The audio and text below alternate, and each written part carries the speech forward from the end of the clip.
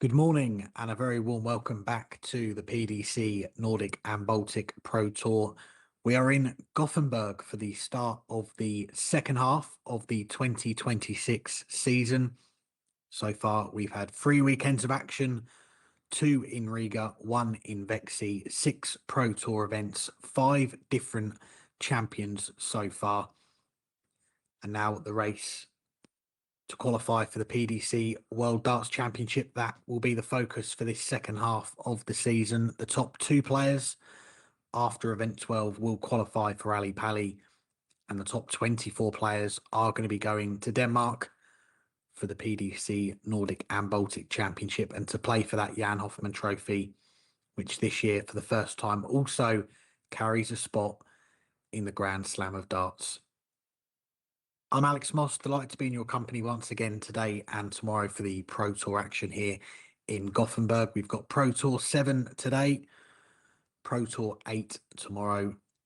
Both events carrying a top prize of €1,300, €800 to the runner-up. And we are getting things underway on the live stream with a look at one of the winners on the PDC Nordic and Baltic Pro Tour this year, Jonas Sodenson, who was a surprise winner, it's got to be said, in Pro Tour 3. Never played on this tour before, turned up in Riga and went all the way and won the title and beat Deca in the final. He's going up against Norway's Ramona Mustad Eriksson.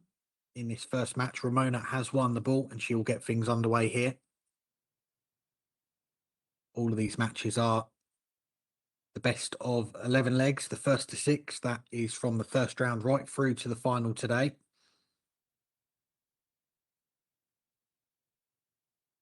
Both of these players we did see in action over the last few days in Oslo, the Nordic Cup. They've both made the around about 3-hour journey from Oslo down to Gothenburg to be involved in the Pro Tour action today. Jonas was part of the successful Denmark men's 2 team that won the Team Cup yesterday, and it was Jonas that hit the winning double to win that final against the Denmark 1 team, 9-7. Whilst Ramona was representing Norway, where she made a couple of finals this week in the ladies pairs and also the ladies team event, just coming up short in both of those finals.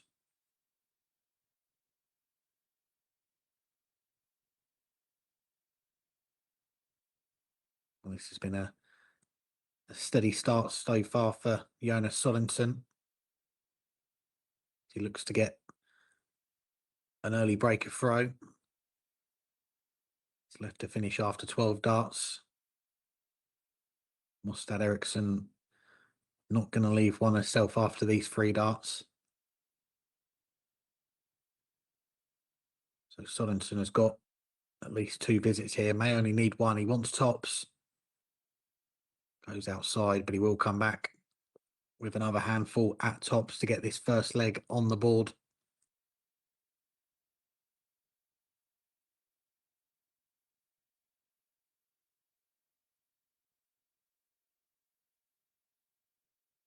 Tops for Sodenson. Well, just having a look at the score there. Does he want to go for it? No, he decides to bust his score. Mustad Eriksson not down to a finish just yet. She will be after this visit.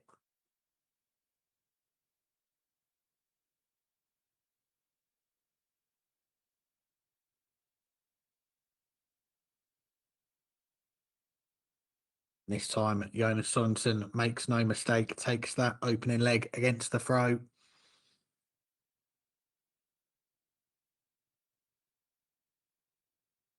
If you're a new follower of the PDC Nordic and Baltic Tour, a reminder that you can follow all of the action on the Pro Tour via Dartsconnect not just the matches on the live streams, all the matches that are going on the outside boards today. We have got 8 boards in total being used.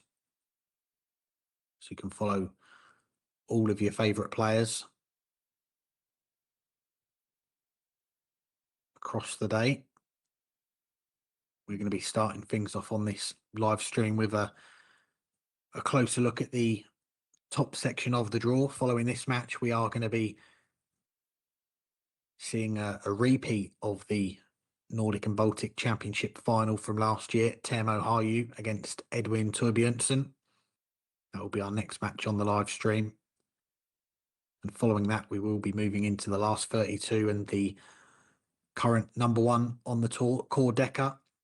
2 titles, 2 finals in the 6 events played so far this year. We'll see him go up against Jonas Masselin in the last 32. Those are the next couple of matches coming up on the live stream. Jonas Masselin, we did see have some success here in Gothenburg yesterday. He won the ET11 qualifier for the Hungarian Darts Trophy. It will be a second appearance on the Euro Tour for the Finn.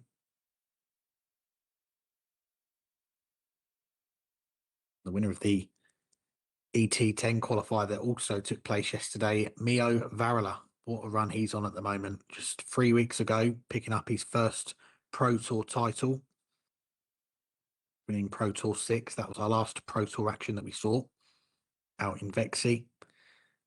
And then yesterday, securing that Euro Tour debut. Well, it's double 16 now for Jonas Sodenson. And that is a very clean finish there from the Dane. Doubles his lead.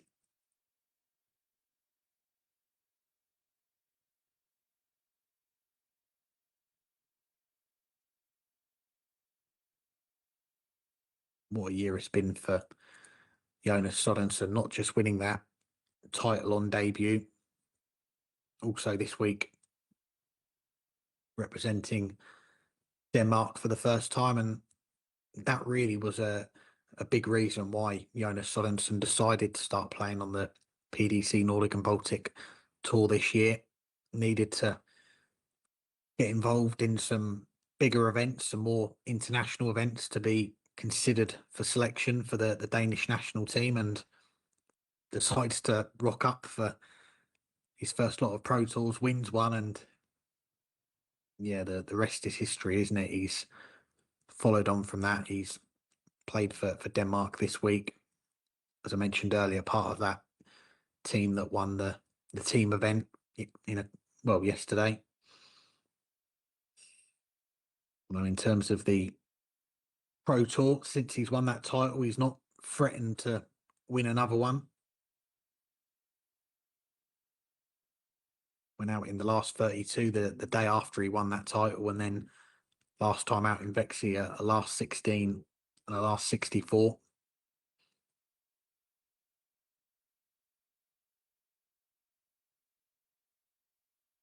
As for Ramona, we did see her play on the first weekend of the season back in February in Latvia. Although for her it was a couple of early exits, but good to see her back involved again this weekend. There are a few ladies players that are in the field today. This is her first real chance at a finish here. Rowy's under threat again.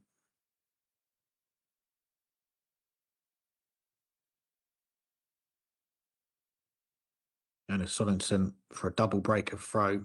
Wants double 6. Double 3 will do. And that is a second breaker throw for Jonas Sodenson. He moves 3-0 up halfway to the finish line. Kicking off his Pro Tour 7 campaign with a routine win.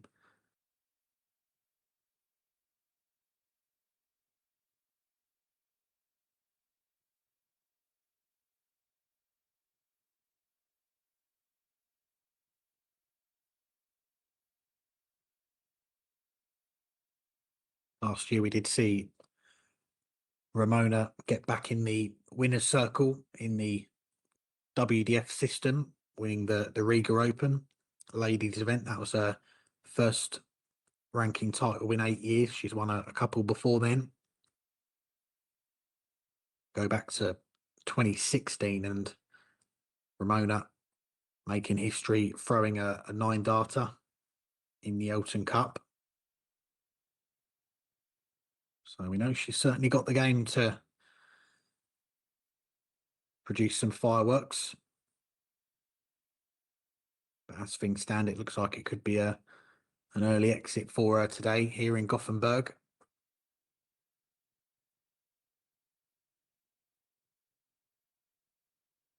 20-point gap in the averages between these two players.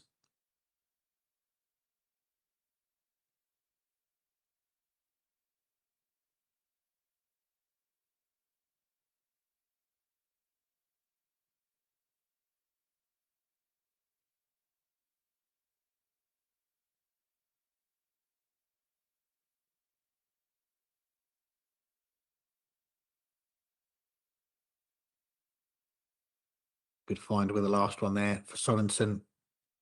Gets his score below 100, closing in on a 4-0 lead here.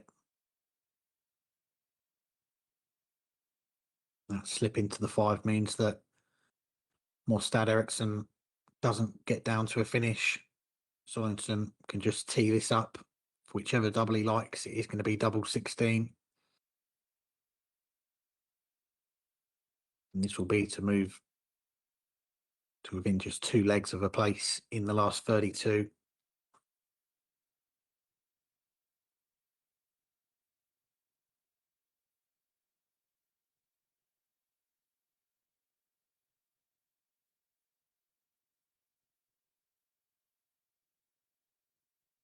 Doesn't get it on this occasion. Mustad Eriksson looking for Shanghai on the 18s. She's got the treble. She's got the single. Doesn't quite get the double, just goes inside. First start at a double for Mustad Eriksson. And she's going to get 3 more of them. Jonas Sodenson fluffing his lines there. This to get off the mark, double 9.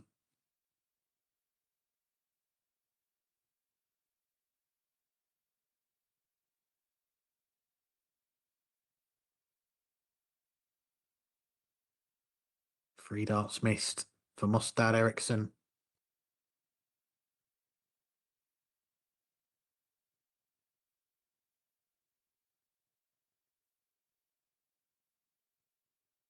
Jonas Sodenson on that tricky double 3 has missed 3 darts himself. Who wants this leg? We're into a 9th visit for both players.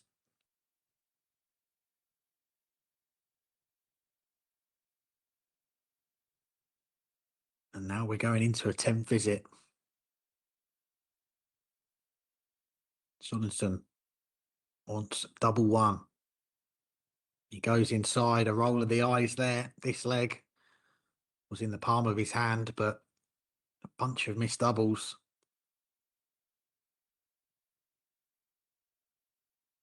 Means that Mustad Eriksson getting chances to get her first leg on the board. That one is just outside the double 4. It's a leg that neither player will want to remember, but it does go to Jonas Sodenson, a 32 dart holder throw there. He will not be getting many of them this weekend, that's for sure.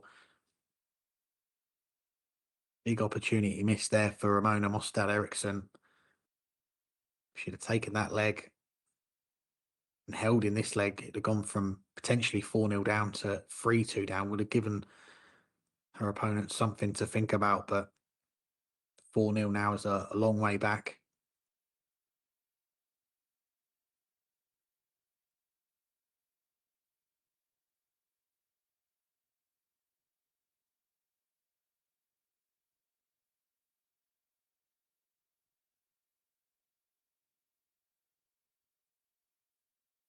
Heading into this weekend's Pro Tours. Jonas Sodenson, he was sitting in 10th spot on the PDC Nordic and Baltic Pro Tour rankings. He's looking very well placed to qualify for the season finale, the Jan Hoffmann Trophy, at the end of October.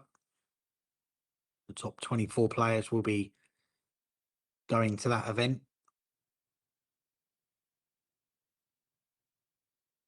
And as things stand, it looks like we could be getting a very different lineup to the one that we had in Copenhagen last year, the inaugural staging of that event. At the halfway point of this season, 13 of the 24 players that qualified for that event last year are in spots for it again this year. Jonas Sodenson, one of 11 players that wasn't involved last year, that is currently set to be involved again, well, be involved for the first time this year. That also includes Yanni Avisto, currently second on the rankings. Mio Varela, the newest first-time winner, last time out. He's on course as well to qualify for the Nordic and Baltic Championship.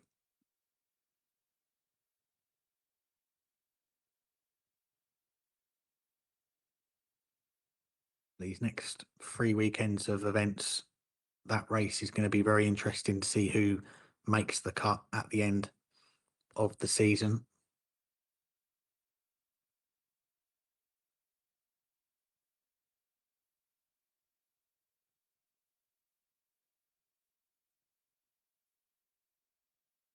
Sodenson down to a finish first in this leg against the throw. Mustad Eriksson, shake of the head. She's not happy with how this game is playing out.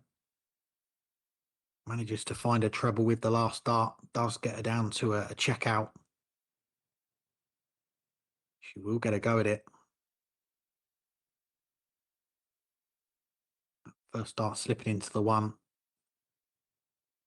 Fiona Sodenson meant that he needed a treble with the second dart. Well, that's unfortunate. 2 treble 19s would have given Mustad Eriksson a shot at tops. That is what Jonas Sodenson wants and gets. No messing around on the doubles this time. The Pro Tour 3 champion, Jonas Sodenson, is 1 leg away from a place in the last 32. 5-0 up. 3 breaks a throw up.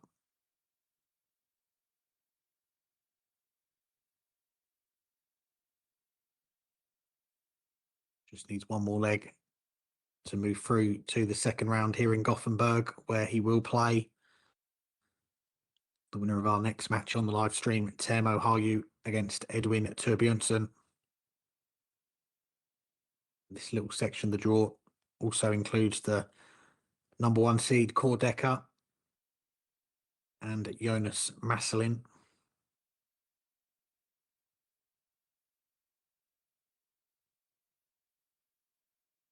So he's certainly going to have to up his game, Jonas Sodenson, if he is going to make a deep run today, but he's doing enough here. It's only allowed Mustad Eriksson 1 leg really to have a chance to win. That 4th leg, where Sodenson took it in 32 darts since then, and before then, it has really been one-way traffic in this match.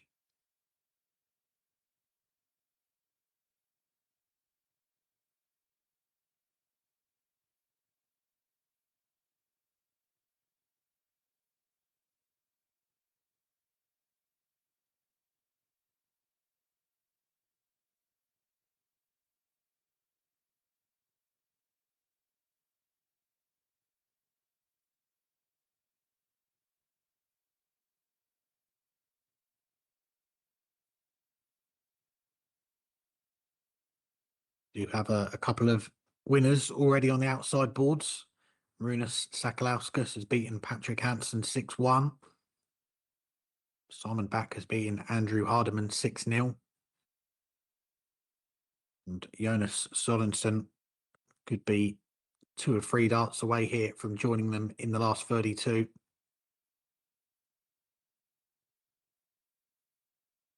Well, he's missed the big number. And he's missed the big number again.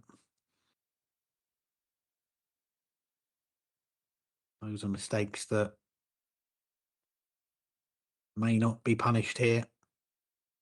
Sodenson going to get another handful here to get over the line. He's missed the board going for the big 5. Gets it with a second. And pins the double 16. Jonas Sodenson moves through to the second round. A 6-0 whitewash of Ramona, Mustad, Eriksson. There's some quality in there with the 103 finish in the second leg, but overall it's a match that Jonas Sodenson will want to quickly move on from, and he is going to get a chance to improve in the next round. He'll play the winner of our next match, which is coming up very soon, Teemu Haru against Edwin Turbunen.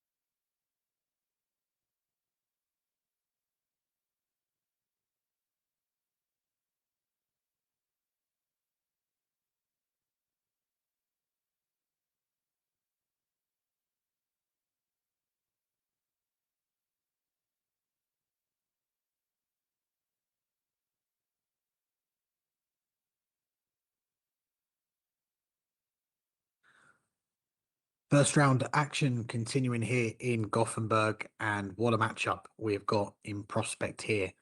A repeat of the Nordic and Baltic Championship final from 2025. Teemu Haru against Edwin Turbunen.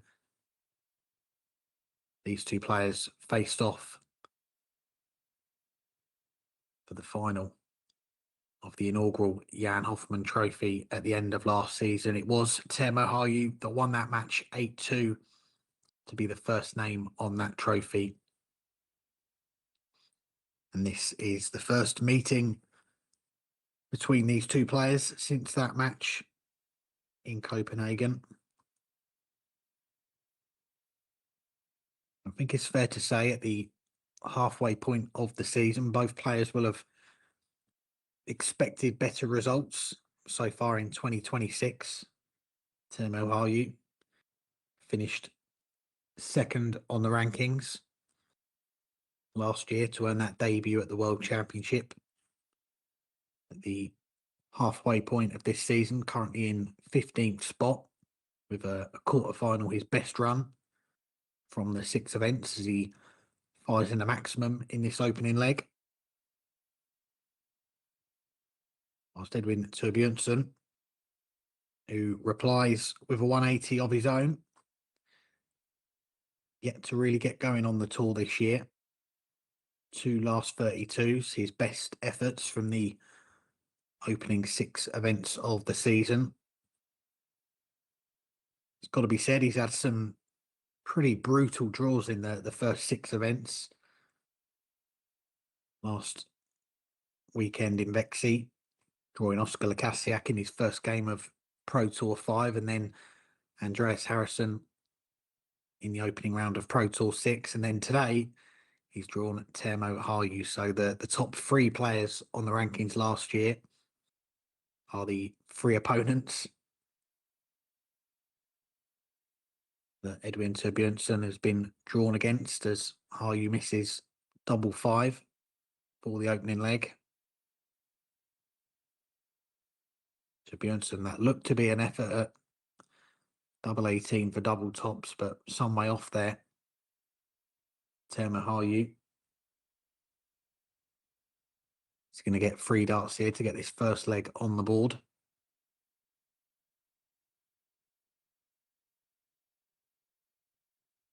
One dart at double 2. Goes outside.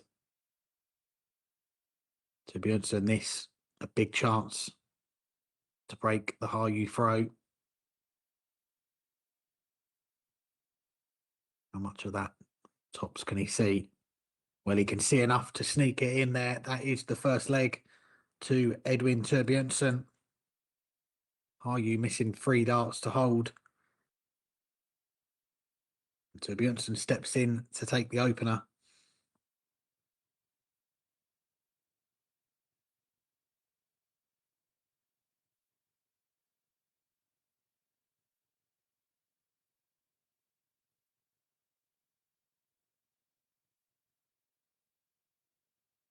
Last year, we did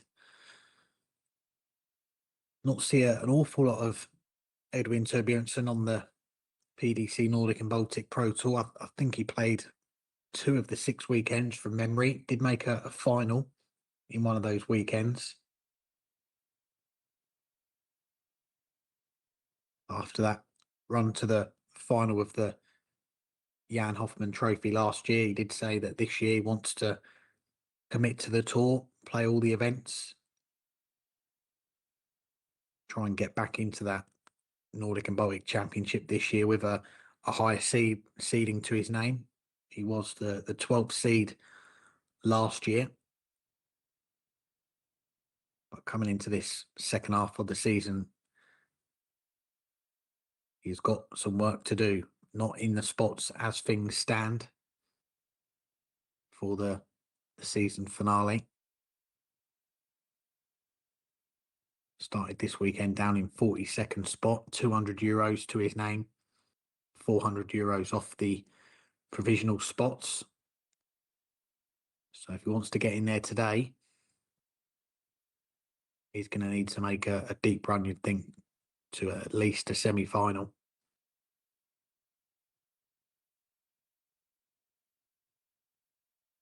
Are you leaving himself a finish?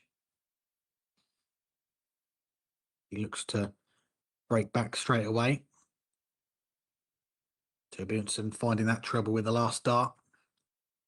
Gets him down to one of the big finishes as well.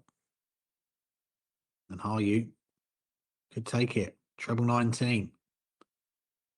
Would have given him a shot at the ball.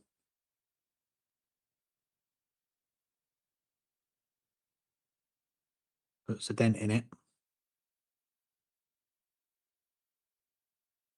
Turbunen gets the first treble.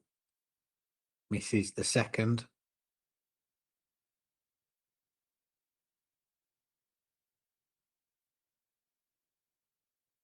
Great first start. Double 4 for Haru.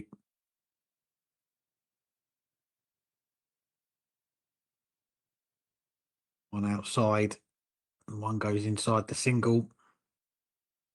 Is Teemu Haru going to be punished for missed doubles again in this leg? It's not a bad accident there. Finding the treble does mean it's single to a double on the outside of the board. And it is double 18. Drags it low. Couple of darts in this opening exchange at double 18 that Turbunen has been way off.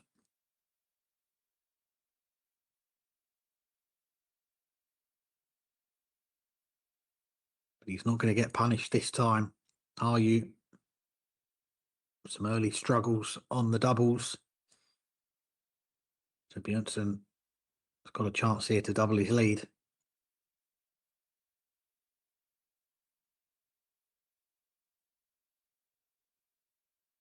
Three darts missed for ET. Can Haru get over the line in the madhouse? Double 1. Yes, he can. 2 legs in, 2 breaks a throw. Probably about a fair score, you'd say. Both players having chances in both legs at doubles. We are level at 1 leg apiece. Reminder, the winner of this match will go up against the man that we just saw come through on the live stream, Jonas Sodenson, a 6-0 winner against Ramona Mustad Eriksson in the first round. We have had a few more winners on the outside boards in the last few minutes. Jonas Graverson, 6-1 winner against Ralph Slomanis. Edgar Snutins beating Johnny Pedersen 6-2. Ola Erlendsson, another whitewash winner in the first round against Lucas Lee Hegalat. Anton Östlund, 6-2 winner over Bjorn Leon. Those are the latest scores on the outside boards.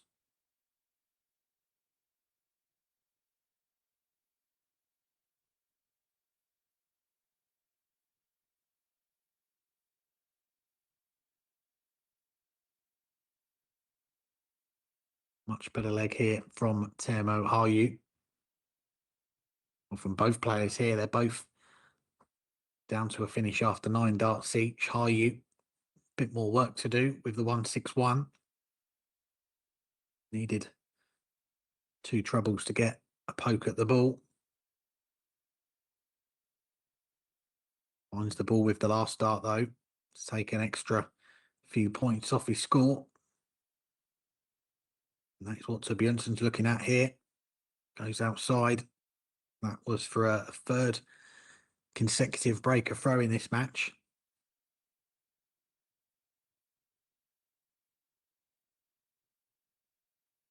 Teemu Haru, he's turn to miss the big number. We saw Jonas Sodenson do that at the back end of our last match on the live stream. And it proves costly on this occasion. A 14 dart breaker throw for Edwin Turbunen. Moves back in front here.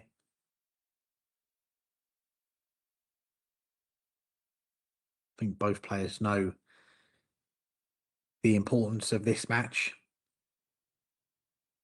for Termo.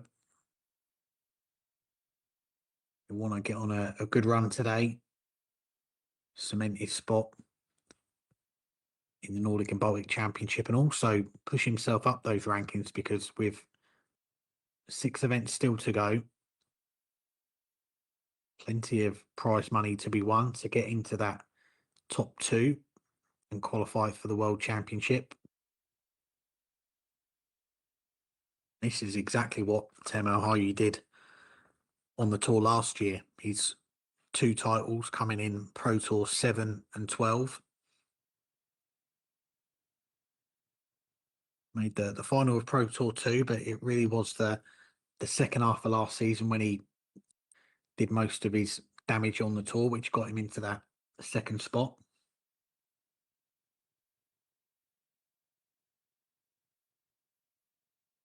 And the same for Edwin Turbunen. He needs to make up some ground this weekend, get him into that top 24 as well.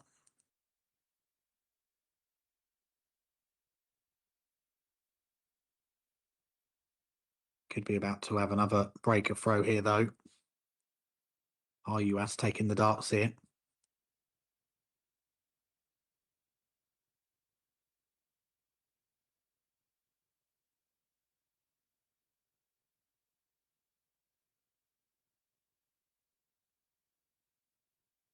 Comes up dry by that visit, so it just opens the door for Turbunen, who starts on the 19s. 3 treble 19s would have left the 120.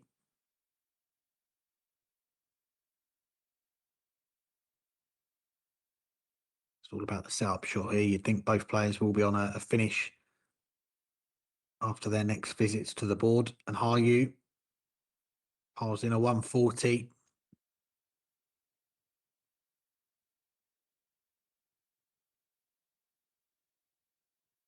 Looks to be favourite for this leg. And to get that break back straight away.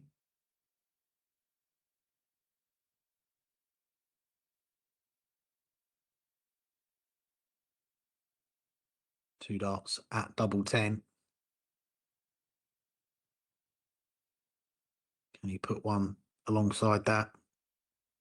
Well, it was closer, not close enough. An outside chance here for Edwin Turbunen. Can he lay a dart on top of that in the treble?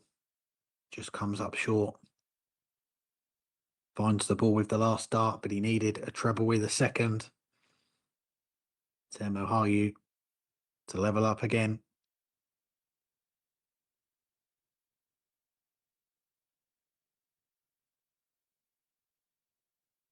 Can he find a way through?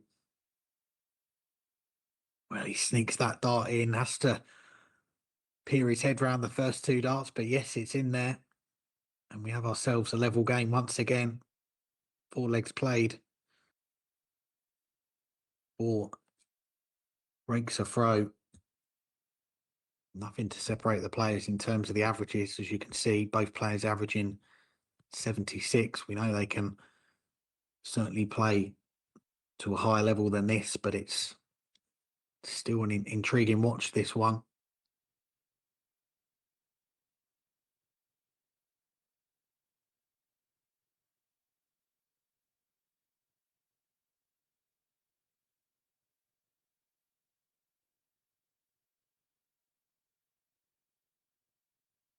This match may only be worth €100 to the winner, but it could lead to a big run today for whoever comes through this.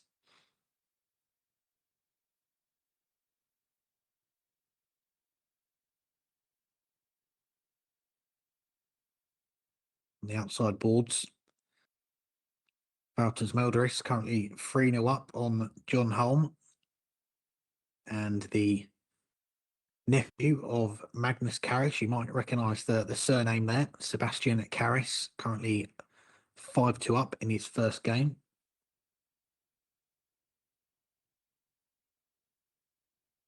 Victor Tingstrom currently warming up to go up against Per Rihinen. Victor had a great weekend last time out in Vexi, getting to a couple of semi-finals, and at moments during that weekend, he really did look like a title winner in waiting. Just came up short in both events, but the run he's on at the moment, he'll feel like that first Pro Tour title isn't too far away.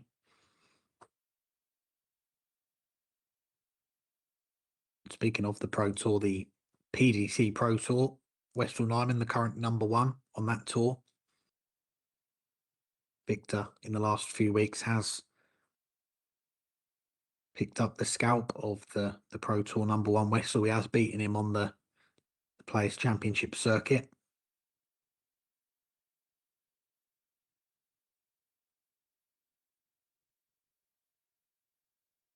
But we've had 4 breaks of throw so far.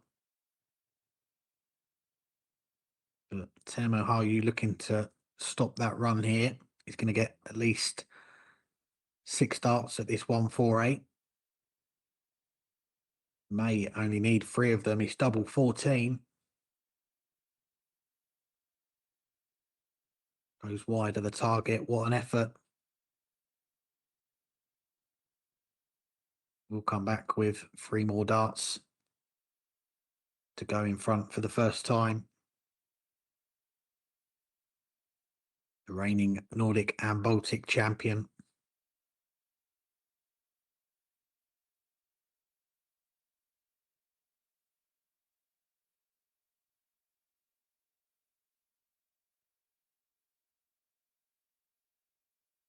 Manages to find double 7 with the last dart.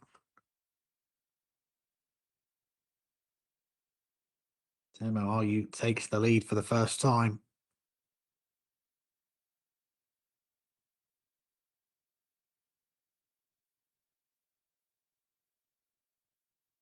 A reminder that coming up next on this live stream, we are going to be moving into the last 32.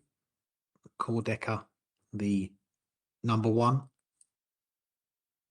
on the PDC Nordic and Baltic Pro Tour. 2 titles, 2 finals in the first 6 events so far this year. Going up against Jonas Masselin, a 2-time qualifier in the Euro Tour qualifiers so far this year, including yesterday. That match will be coming up next.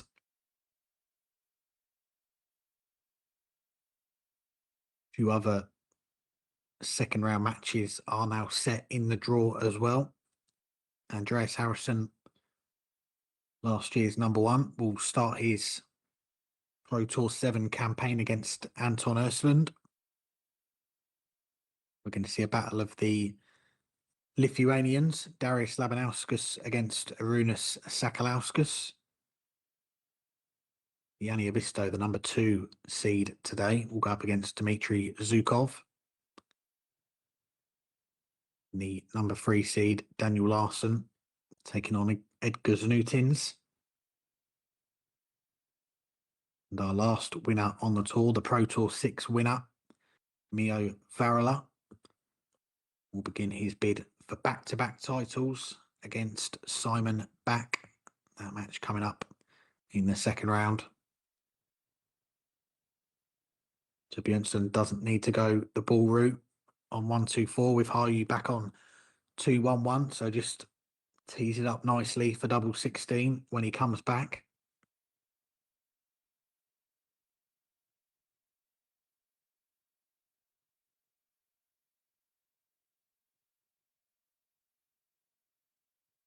Haru not putting much of a dent in that. Does leave the 170. He's going to get a go at the big fish. Can we see a bit of magic from Teemu? Needed 2 treble 20s to get a shot at the ball.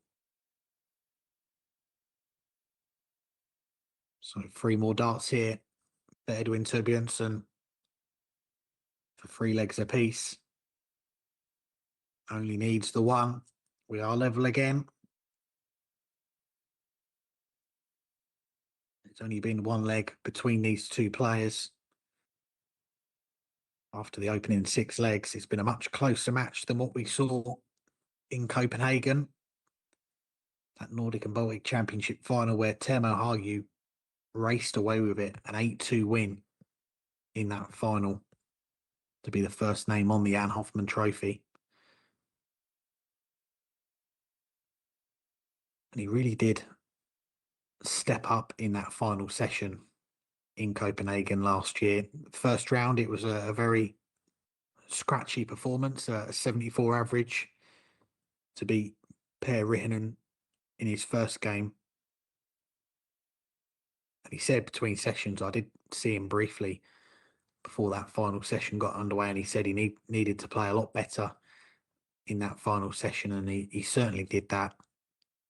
88 averages to beat Deca and Johan Engstrom in the quarters and semis, and then in the final stepped up another level as well, 94 average to beat Edwin Turbunen 8-2. Turbunen, he was really one of the stories of that tournament last year because he come through so many close matches. His 4 wins that he had all came in last leg deciders, 6-5, 6-5, 6-5, and then a 7-6 against Daniel Larson in the semi-finals. Edwin, he was just 1 win away from claiming that title and a debut at the PDC World Championship, which I'm sure is a big motivation for him this year to go one better, get to the World Championship for the first time. We have, of course, seen Edwin play at the Lakeside on a couple of occasions, but there is no tournament bigger than the one at Ali Pali, which for the first time last year carried a top prize of £1 million. Turbunen here, down to a finish as well.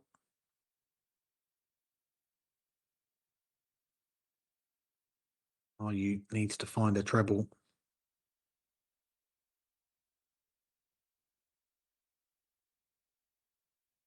This is a chance for Edwin to break the Haru throw again.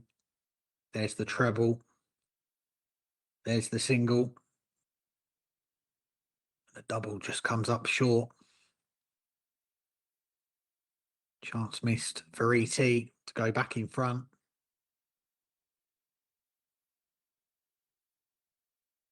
Haru's going to get 1 dart if he can stay straight at tops.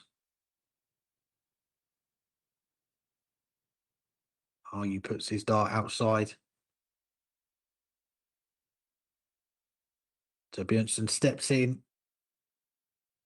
to break the Teemu Haru throw. Back-to-back legs for ET.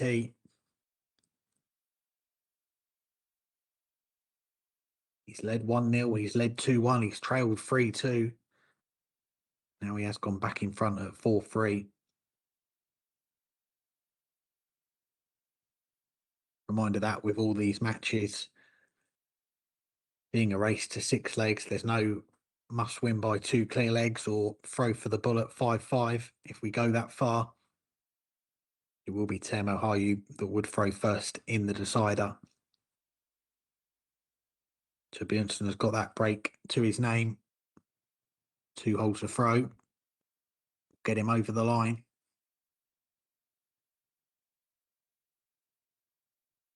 We have had a few more winners on the outside boards as well. Andreas Gordus has beaten Lucas Jensen 6-1. Christian Johansson, he's come through a last leg decider. He's beaten Matthias Jönsson 6-5.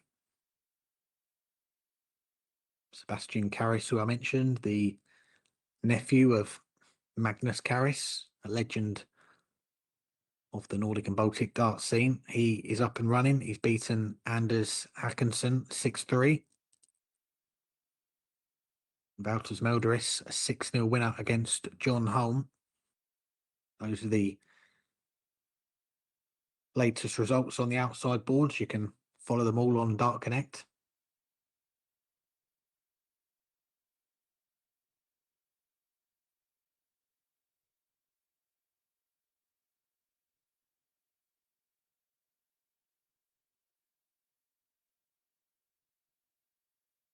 Shake the head from Haru.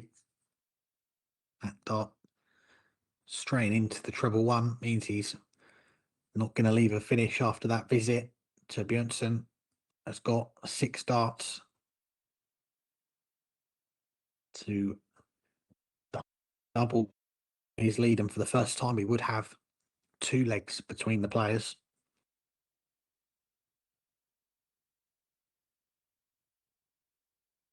Are you persisting with that treble 20?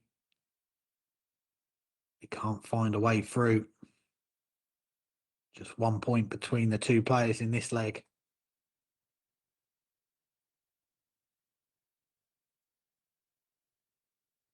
That's a loose last one from Turbunen. Went to the ball with a second dart. The counting was there, but that last dart has left him more work to do when he comes back.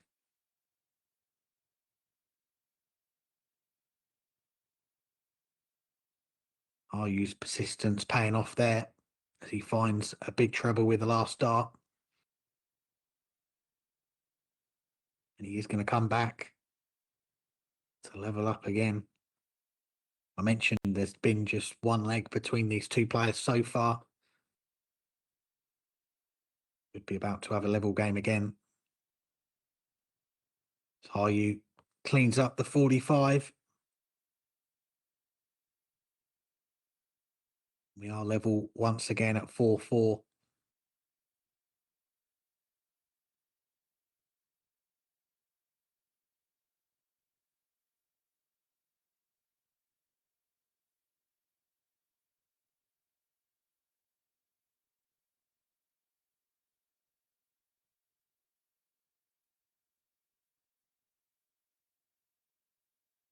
Eight legs played.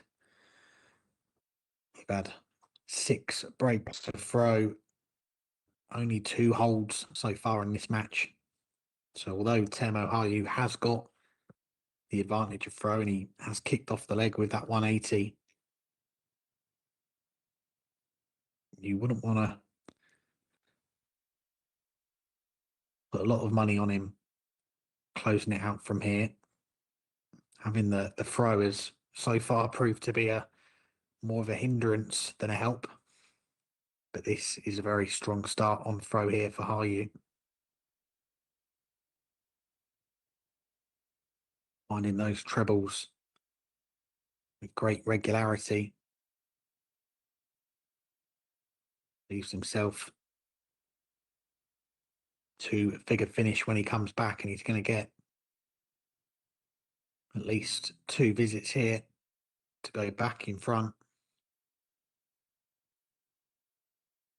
Doesn't need to go chasing a double finish. It's just a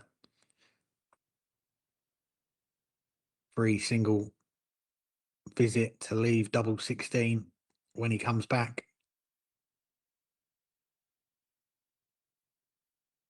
So Bjornsson piling on the pressure with a 180.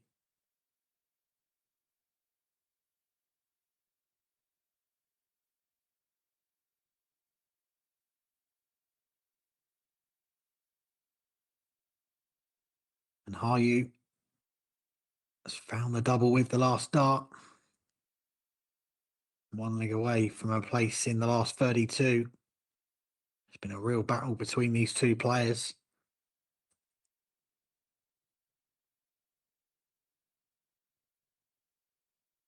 We've had twice as many breaks of throw as holds in this match, but Edwin Turbunen is going to need to hold and break if he is going to get over the line here and avoid another last 64 exit. It would be a 3rd in a row for ET.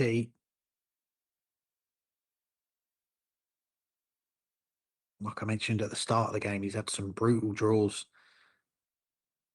in the last few events. The last weekend in Bexley, drawing Oscar Lukasiak, the number 3 on the tour last year, and Andreas Harrison, the number 1 on the tour last year. And today, he's drawn last year's number 2, Teemu Haru, in the first round.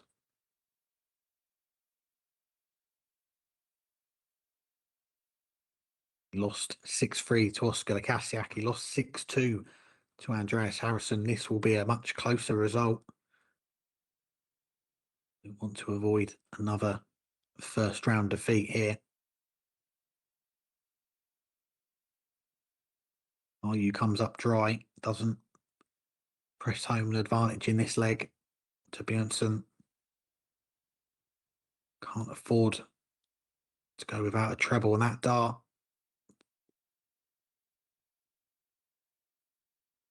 Not where he intended. I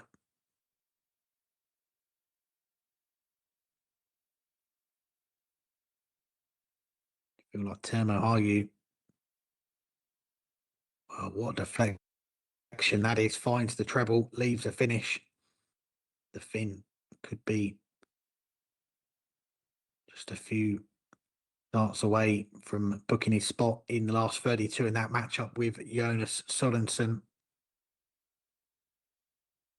Both players have got big finishes. Haru's is not going to go.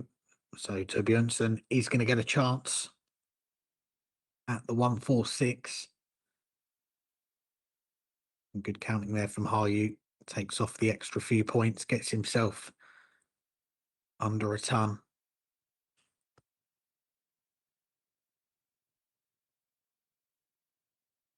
And that bounce out coming at just the wrong time for Edwin Turbunen.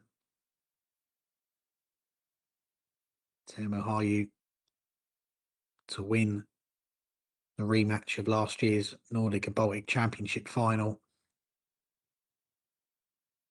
Not going to get a match start in this visit, but he is going to leave himself on double 16.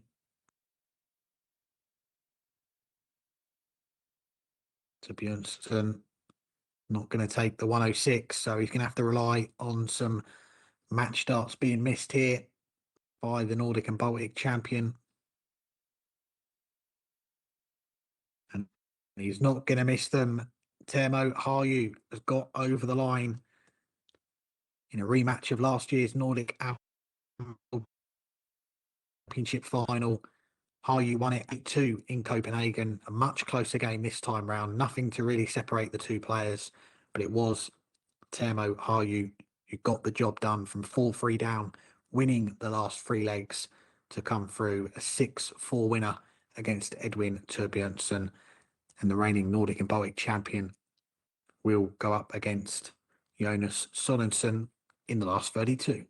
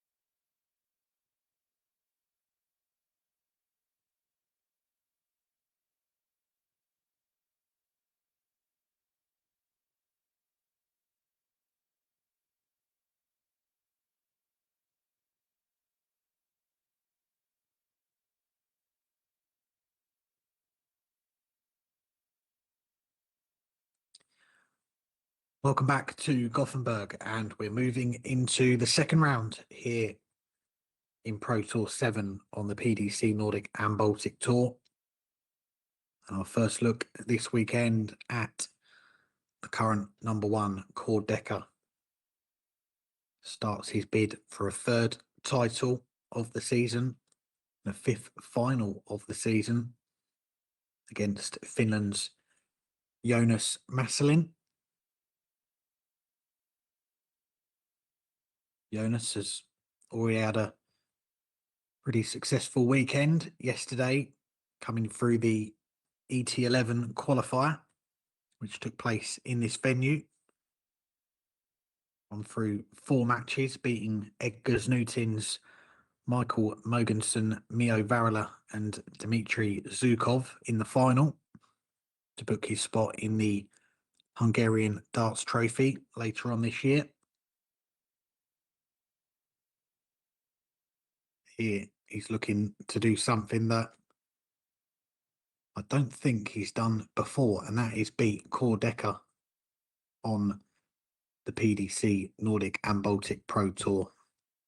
They have met a few times in recent years, a couple of times, well, 4 times in fact, in 2024, including in the semi-final.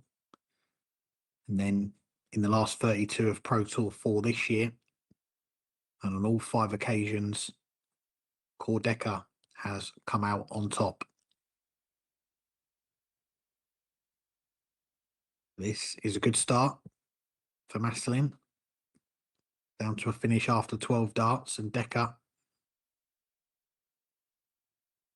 with that treble, does leave the big fish, but Masselin the favourite here to hold his throw.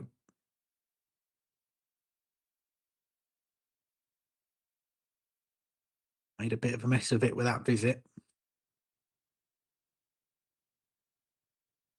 We expected to leave a double at least after that throw, but he's going to have to use another dart to get down to a double here.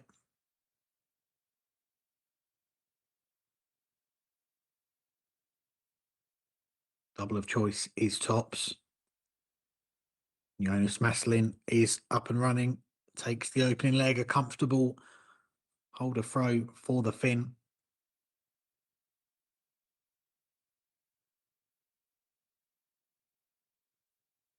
Been such a impressive first half of the Nordic and Baltic Pro Tour for Deca. As I mentioned, he is top of the rankings at the halfway point of the season.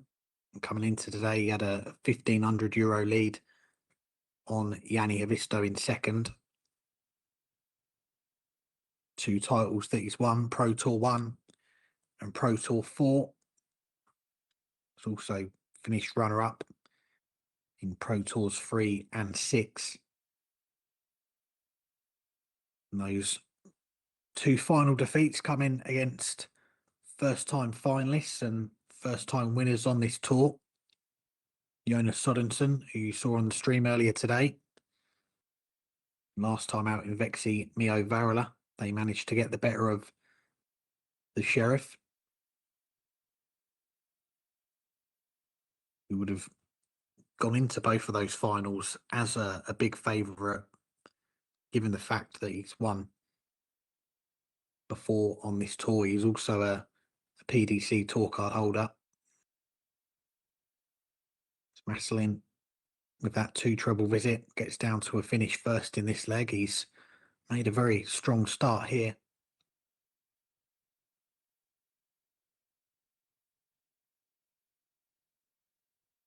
Deca down to a checkout as well, but Masselin with the first look at one.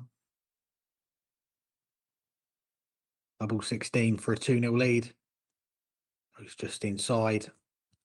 Dart missed. Jonas Masselin to get the first break of throw in this match.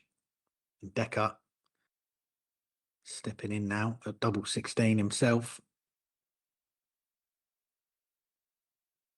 And to move around the Oki. Both darts going on the outside. Big chance for Jonas Masselin. And he takes it. 13 dart break of throw for Masselin. A 2-0 lead, averaging a ton. Just the start he would have wanted here. When he saw the draw come out, got the bye in the first round, but your reward is a match with the number 1 seed, Core Deca. Not what you would have wanted to start the day. He's made a very strong start here to knocking out the number 1, who has fallen at the first hurdle just once so far this year. I mentioned all those titles and finals that he's had, but back in Pro Tour 5, he did lose his first game to Andreas Toft Jørgensen, who went on to make the final, losing out to Lucky D, Darius Labinowskis, who picked up his 14th career title on the PDC Nordic and Baltic Pro Tour. Darius just 2 titles behind the most successful player on this tour, Kim Viljanen, on 16. So Darius could do the double this weekend. We would see him go level with Kim. But an awful lot of darts to be thrown to achieve that. Masselin starting downstairs. 3 treble 19s would have left tops. He's put a big dent in it. Gets 7 of those 9 19s. He's going to come back to extend his lead further in this one.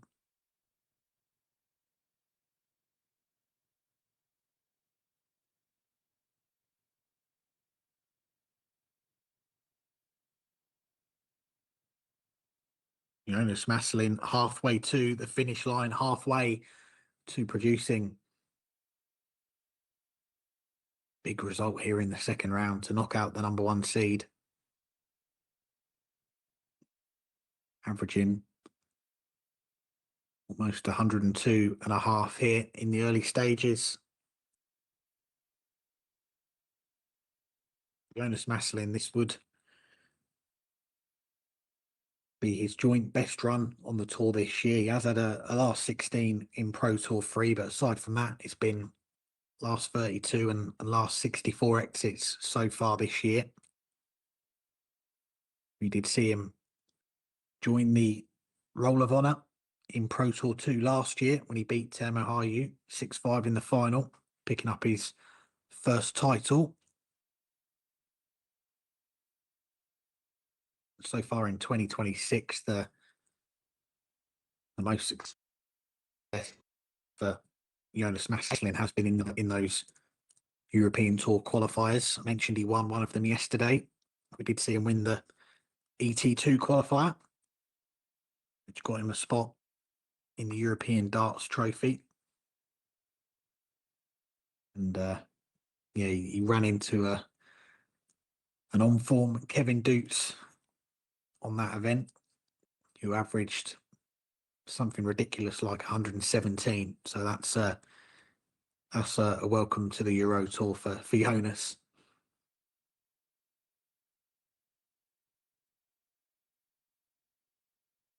Kevin is from the Netherlands, but he is based in Sweden for the last few years. Had the pleasure of chatting with Mr. Dutz last week, just a few days after he won his first Players' Championship title. And a few days later, he went on to make his first final on the Euro Tour, having that excellent final against Josh Rock, just finishing on the wrong side of an 8-6 score, but a really great game, that one between those 2 players. Masselin threatening another break of throw here. He's left single to double. Deca, this 112 may have to go. Going to be one dart at double 16. Goes outside. Missed a couple of darts at that double a few legs ago. He was royally punished by Jonas Masselin. And he's been punished again.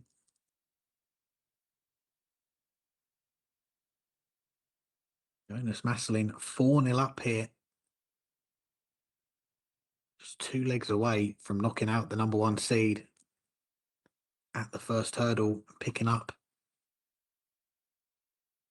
first win against the Sheriff on the PDC Nordic and Baltic Pro Tour. Mentioned it at the start of the match, the record between these two players on this tour. Deca won all 4 of their meetings in 2024.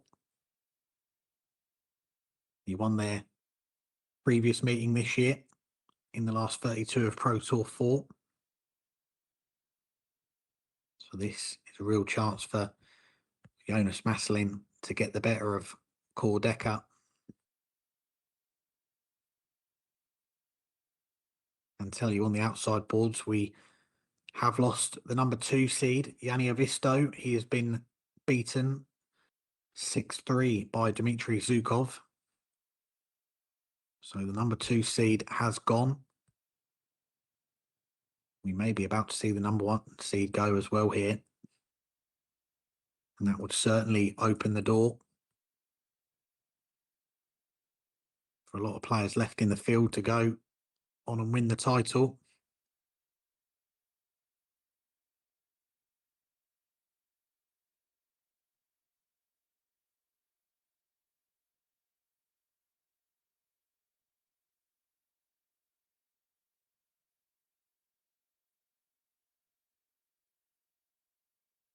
Ton for Masselin, gets him down to a finish. Deca going to need at least, I was going to say 2 trebles, but not that one.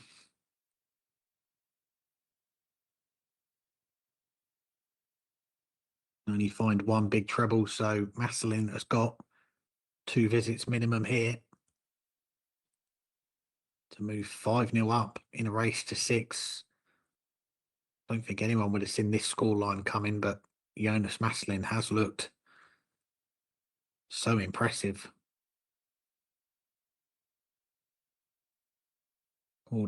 Deca, he's had a couple of chances on his throw. But aside from that, this has been a dominant performance from the Finn, who wants double 16.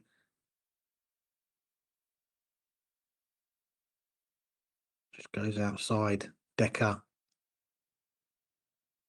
not going to take the 138. What a 138 finish it would have been to get him back in this match, but Jonas Masselin has got 3 darts in hand at double 16.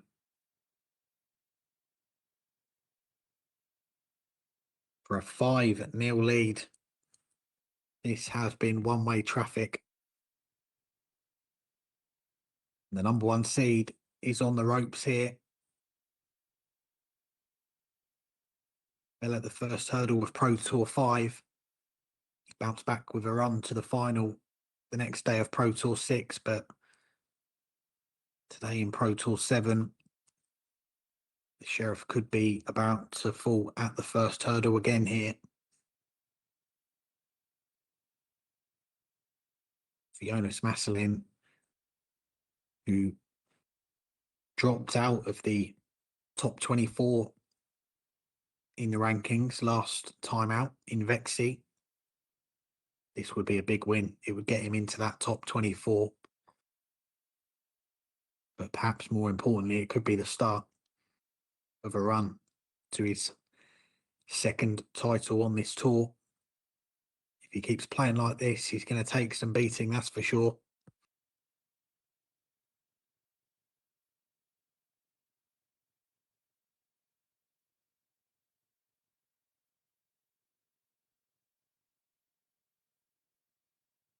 Saw a whitewash in our first match on the live stream when Jonas Sodenson beat Ramona Mustad Eriksson 6-0. We could be about to see another one here.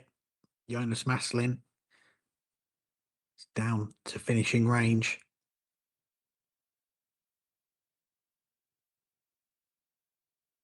Deca gets himself down to a checkout as well.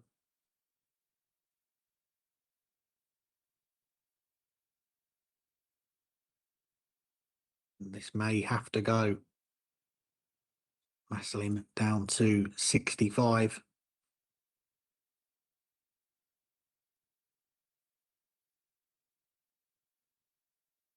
And 4-6 is not going to be hit. All Deca can do is leave a single to double and hope that Jonas Masselin cannot convert. Possibly one, possibly two match starts. Well, it is going to be one match start.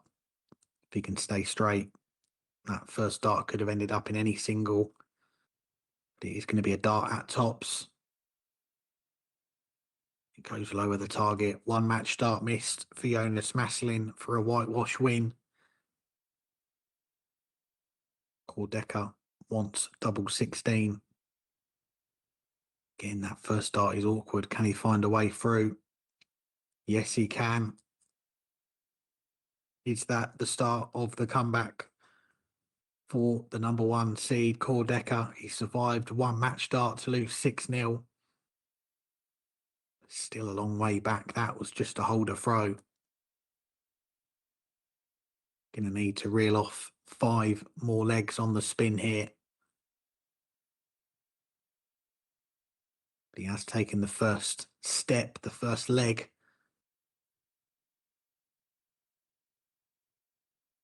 Pulling off what would be an almighty comeback here. We very rarely see players come back from 5-0 down to win 6-5. And the way that Jonas Masselin has played in this match, he has been the better player. You see that gap in the averages, more than 10 points between them.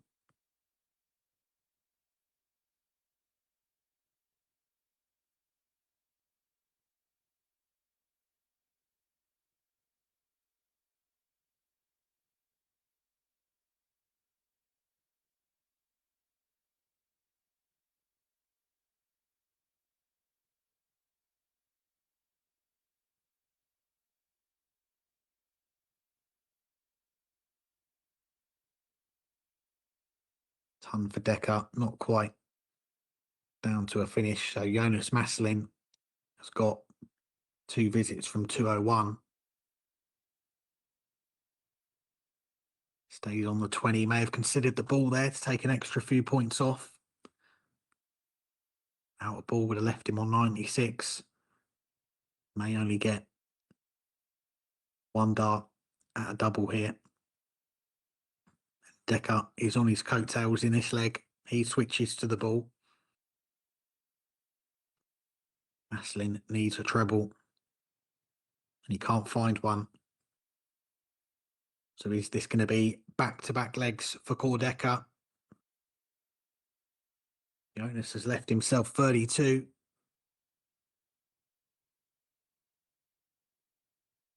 Deca's only going to get 1 dart at tops to stay alive. Drags it wide of the target. He can't believe it. Jonas Masselin wants double 16 to knock out the number 1 seed.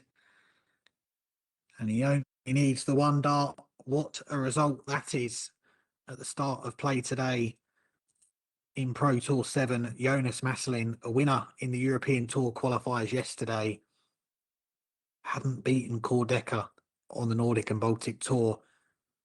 But he's done it in style. He's beaten the number 1 seed, the man top of the rankings with a PDC Tour card. He's come through 6 legs to 1. He moves into the last 16. Who will he play in the last 16? Well, we're going to find that out very shortly, because coming up next on the live stream, Jonas Sodenson Pro Tour 3 winner goes up against the Nordic and Baltic champion Teemu Haru. That match coming up in a few minutes' time.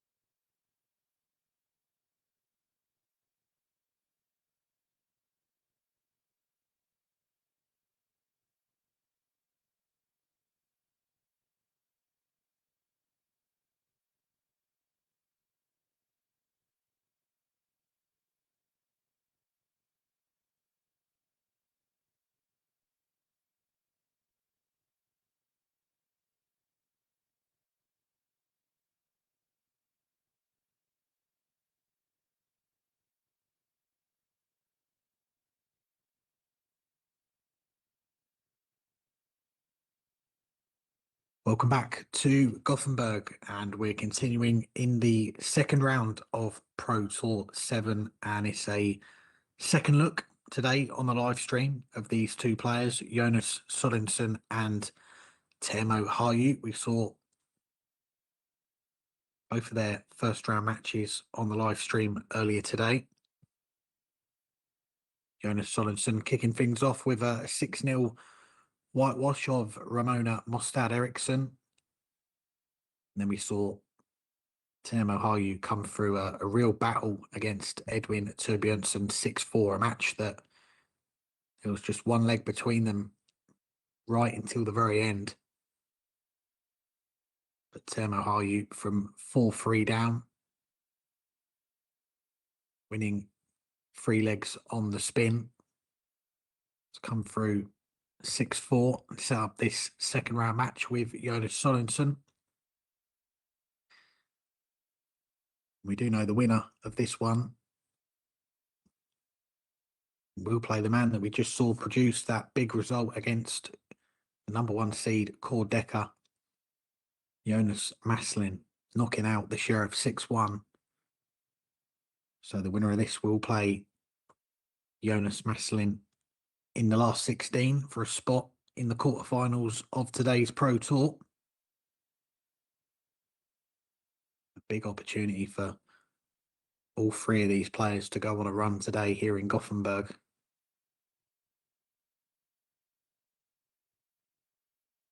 Have all won on the Pro Tour before.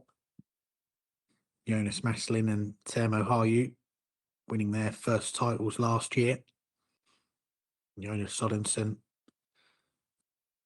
back in March this year on debut, beating core Deca to win Pro Tour 3. So they know what it takes to go all the way in these Pro Tour events.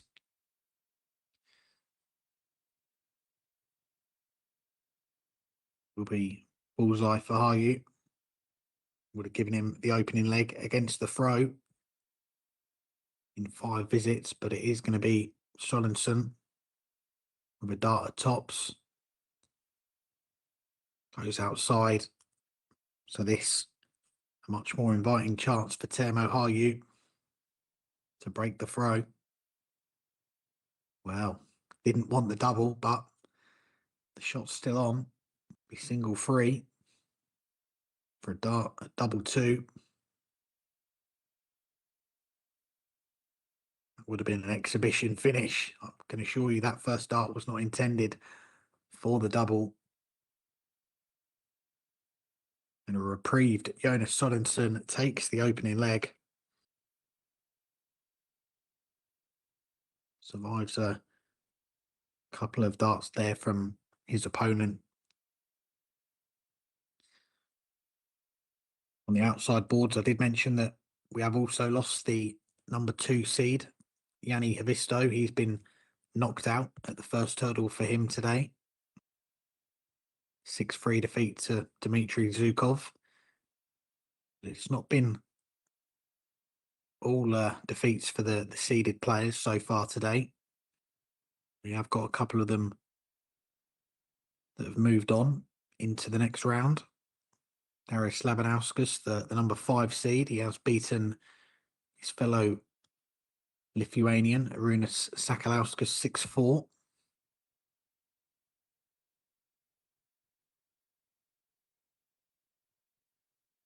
Daniel Larson, another seeded player, 4-1 up on Edgar's Newtins.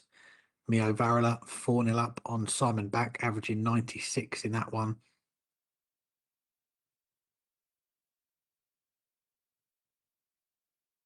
Anton Östlund currently 5-2 up on Andreas Harrison. Those matches all on the outside boards. You can follow them all, tv.dartsconnect.com. Follow score for score, how those matches are going. We'll keep you updated as best I can throughout the day on what's going on the outside boards. A loose last one there for Haru. So open the door here for Jonas Sodenson, even if this 140 doesn't go. Can leave himself very handy indeed on tops. Not lost a leg so far today, Jonas Sodenson. Maybe about to get first break of throw in this match here.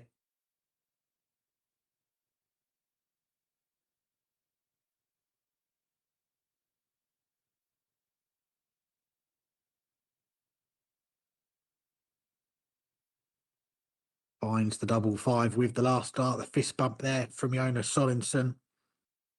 He knows how important that last start was. The Dane opens up a 2-0 lead here.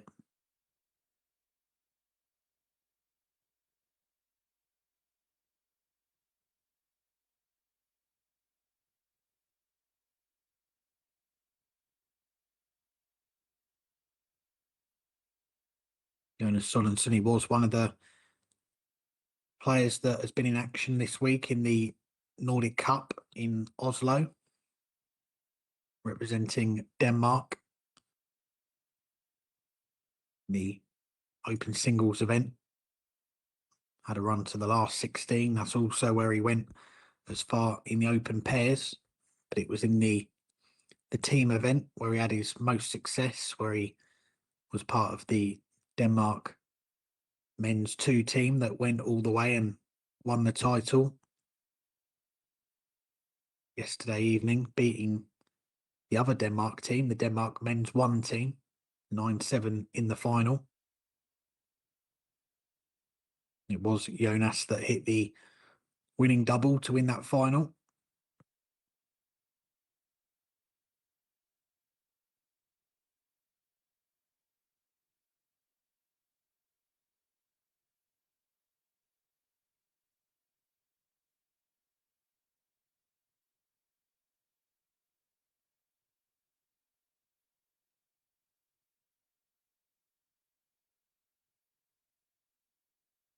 Sodenson needing that treble there to get down to a finish. Are you looking to get? Break back straight away. Switches down to the 19s. Doesn't find a second treble in the visit.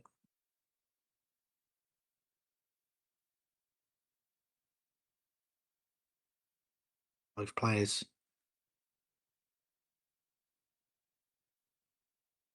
a 2-figure check out here. Are you against the throw with the first go at 1? All he can do is tee up double 16 if he gets a go at it.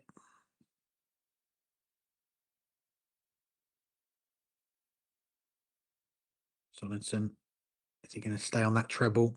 He is, but he needed to hit it to get a shot at a double. All he can do is tee up a double as well. Are you to break back?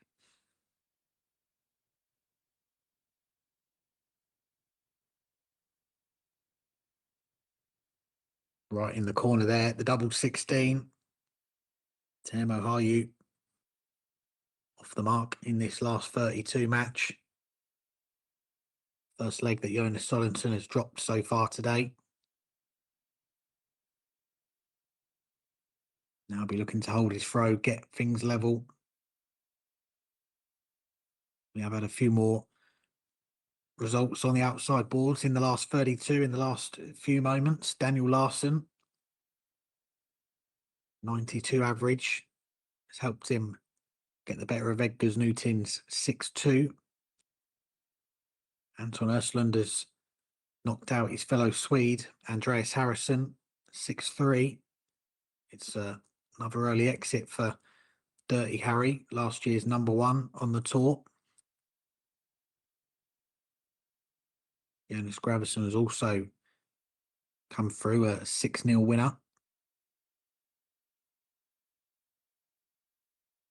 To chat with Jonas Graverson a few weeks ago after he secured his spot in the Denmark World Cup team, the PDC World Cup that's coming up in around 4 weeks' time in Frankfurt.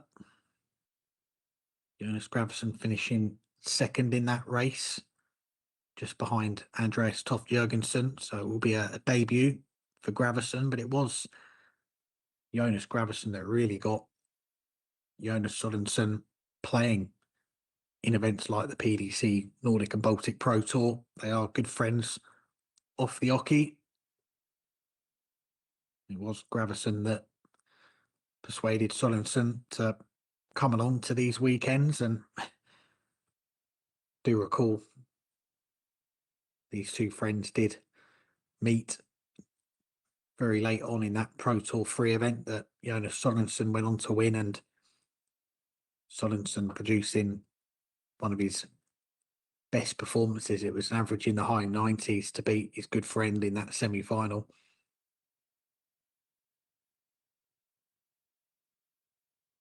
Jonas Graverson will be looking to make a deep run of his own as Sodenson finds the double 12 there. That is a 13 dart breaker throw for the Dane. Opens up that 2-leg cushion again, and that breaker throw to his name.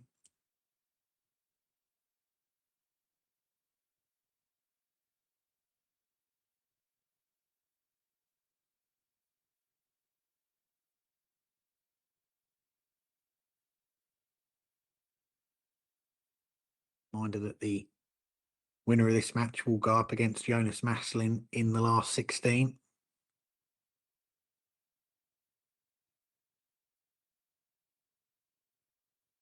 We have got a last 16 match that is currently underway on the outside boards. The player that I just mentioned, Jonas Graverson,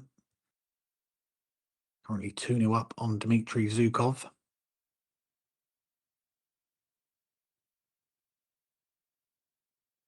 Just moved into a 3-0 lead in that one.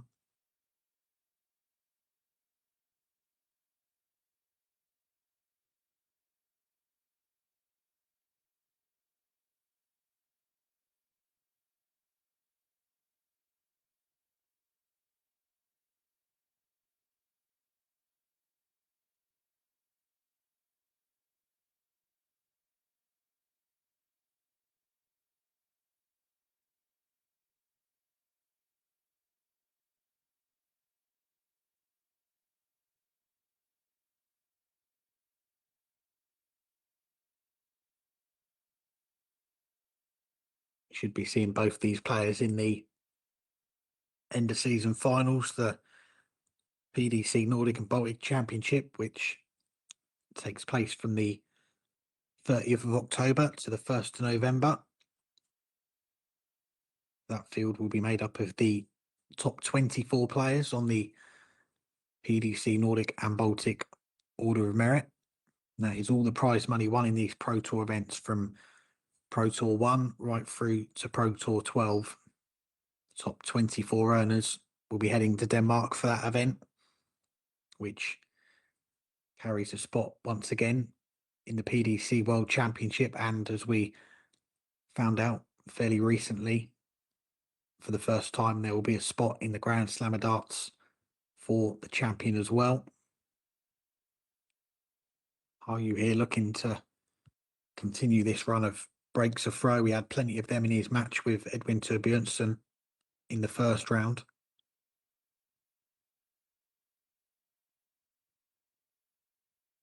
Could be about to get another one here. Double 18.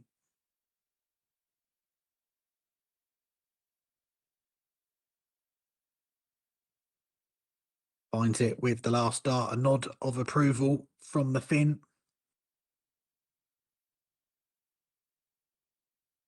We have ourselves another breaker throw.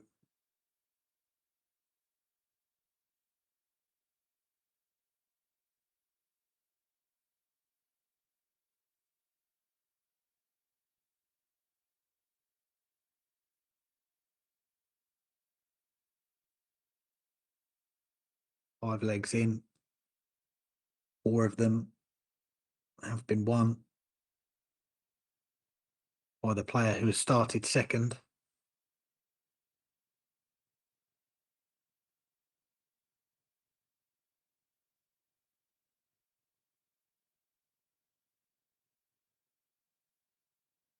It's a similar theme as I mentioned in that match with Edwin Turbunen. Plenty of breaks of throw in that one. Nice 140 there for Jonas Sodenson.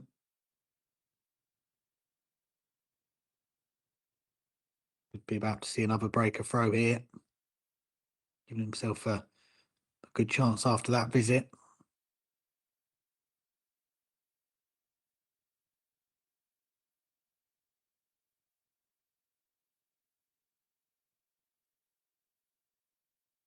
Graverson has taken a 4-0 lead now on Dmitry Zhukov in the last 16.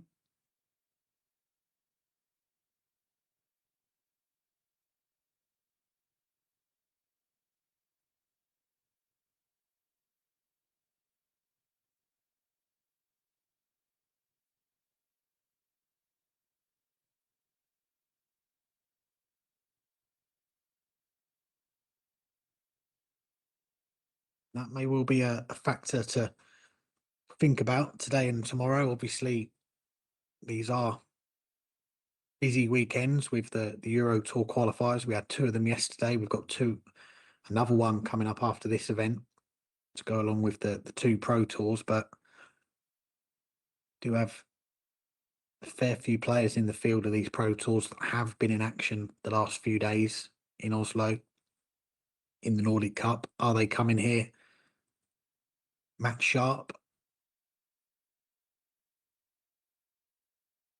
When we get to the back end of the weekend, will it be a case of fatigue setting in for these players after a long week?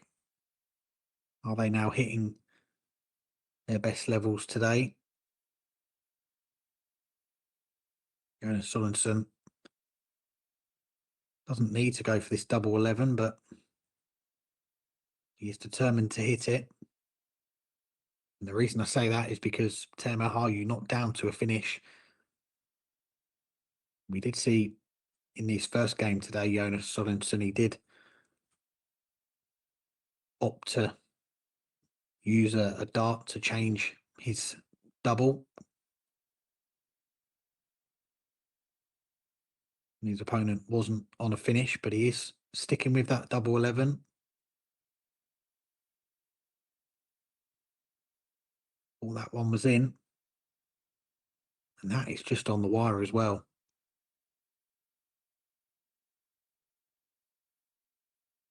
There's 2 handfuls missed at that double 11.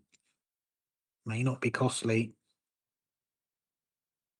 Haru has got to find a way through that first dart. Yeah, the first dart wasn't a great lie. Sodenson, a tricky double 11. Goes inside. The grimace there from Sodenson. That is what he didn't want, to have to then use another dart, but maybe he should have switched earlier. 6 for double 8 or 10 for double 6. It's got room for error there, but it is double 4 now. It is a different target, and this time Jonas Sodenson pins it.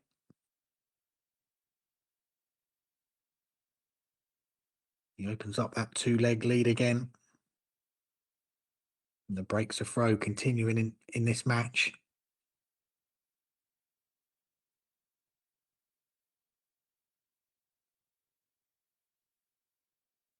Teemu Haru was 4-3 down in his first round game against Edwin Turbunen, and he pulled off 3 legs on the spin to get over the line. He's going to have to produce something similar here.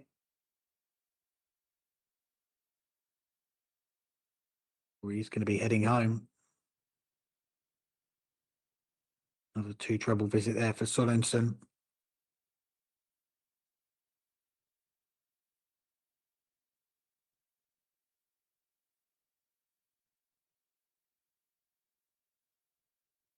Danish teammate Jonas Graverson has just booked his spot in the quarterfinals. 6-0 winner over Dmitry Zhukov. the Latvian,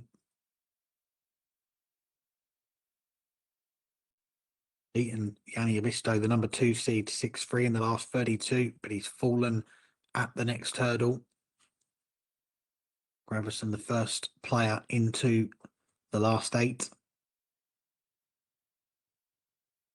He'll have a little bit of a wait now to see who he'll play in that quarterfinal.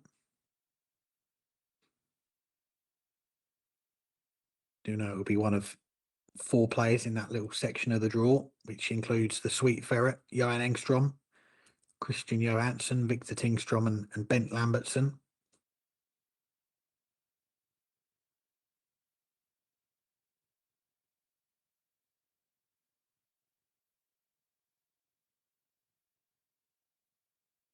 Here it's Jonas Sodenson looking to advance to the last 16.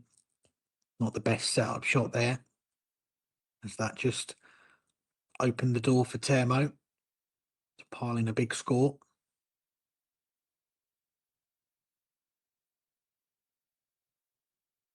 Well, that is a visit he will not want to replay anytime soon. It's a let off for Jonas Sodenson. He's not going to take out the 135. He's left himself potentially 2 or 3 darts away from getting this leg wrapped up. And he will get a go at that 72.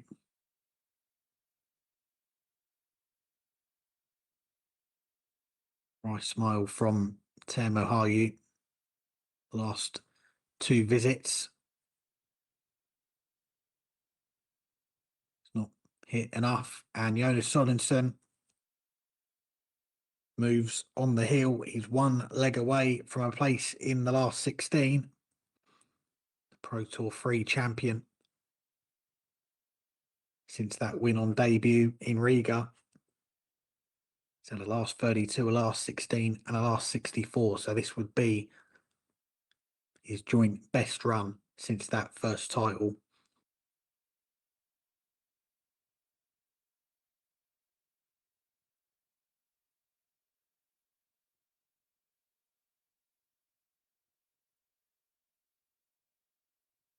This match at the very top of the draw. Look at some of the names that are involved in this little section. You also had Edwin Turbunen, and you had Core Deca, the number 1 seed. It could come down to a match between Jonas Masselin and Jonas Sodenson to determine who comes through to the quarterfinals. This is much better from Termo Haru. Stayed up there. The single doesn't leave a finish, but gambled on trying to hit another treble. Don't mind that, because Sodenson, he needed a maximum to leave a finish there.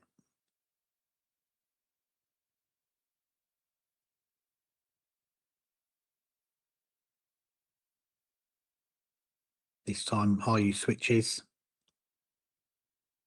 pins the ball.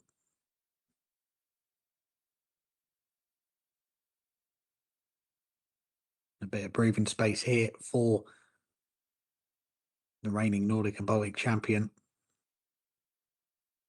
Got 2 darts at double 12.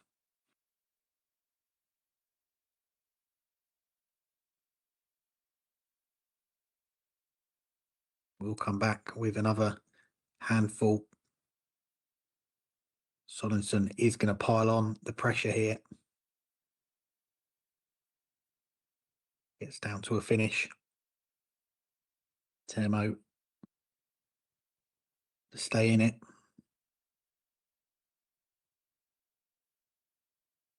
Finds the double 6.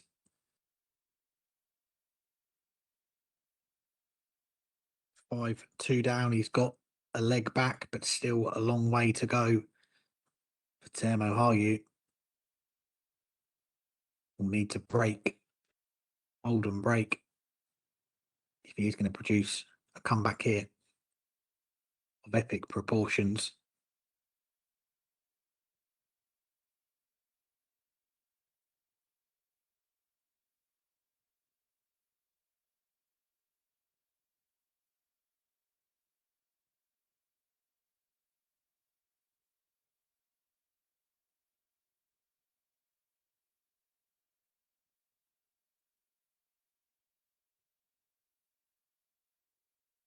Mio Varela, the Pro Tour 6 winner. His bid for back-to-back Pro Tour titles continues. He has beaten Simon back 6-1 in the last 32.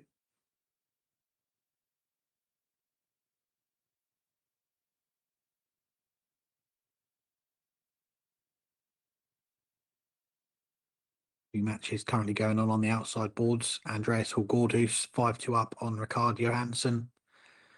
Johan Tingstrom leads Christian Johansson 4-1. Sebastian Caris 3-1 up on Andreas Toft Jurgensen. Oskar Lukasiak 2 legs apiece with Ola Erlendsson. Those are all last 32 matches.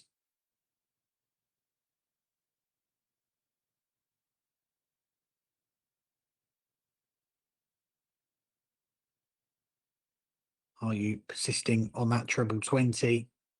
Doesn't find one, but he does enough to leave a finish. He's going to get 2 visits minimum here to get one of those breaks back that he needs.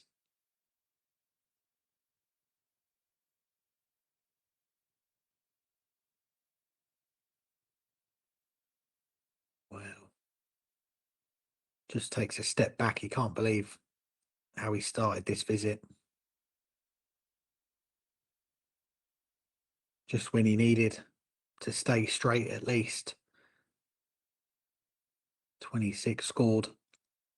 And that will be music to the ears of Jonas Sodenson as he tees up double 18 for a spot in the last 16. Teemu Haru, this 120 has to go. That's the first part. There's the second. Tops to stay in it. He goes wide of the target. Jonas Sodenson, double 9 to move into the last 16. The Pro Tour 3 champion, Jonas Sodenson, is on the march again. He won that title on debut back in March. Since then, he's had a last 32, a last 16, and a last 64 on the Pro Tour. He's into the last 16 again today in Pro Tour 7. He's beaten the Nordic and Baltic champion, Teemu Haru, 6-3. He will play Jonas Masselin for a place in the quarterfinals. And as you can see, the next match coming up on the live stream, we are moving into the last 16. We are going to see the 14-time Pro Tour champion, Darius Labinowskis, against Andreas Gordus.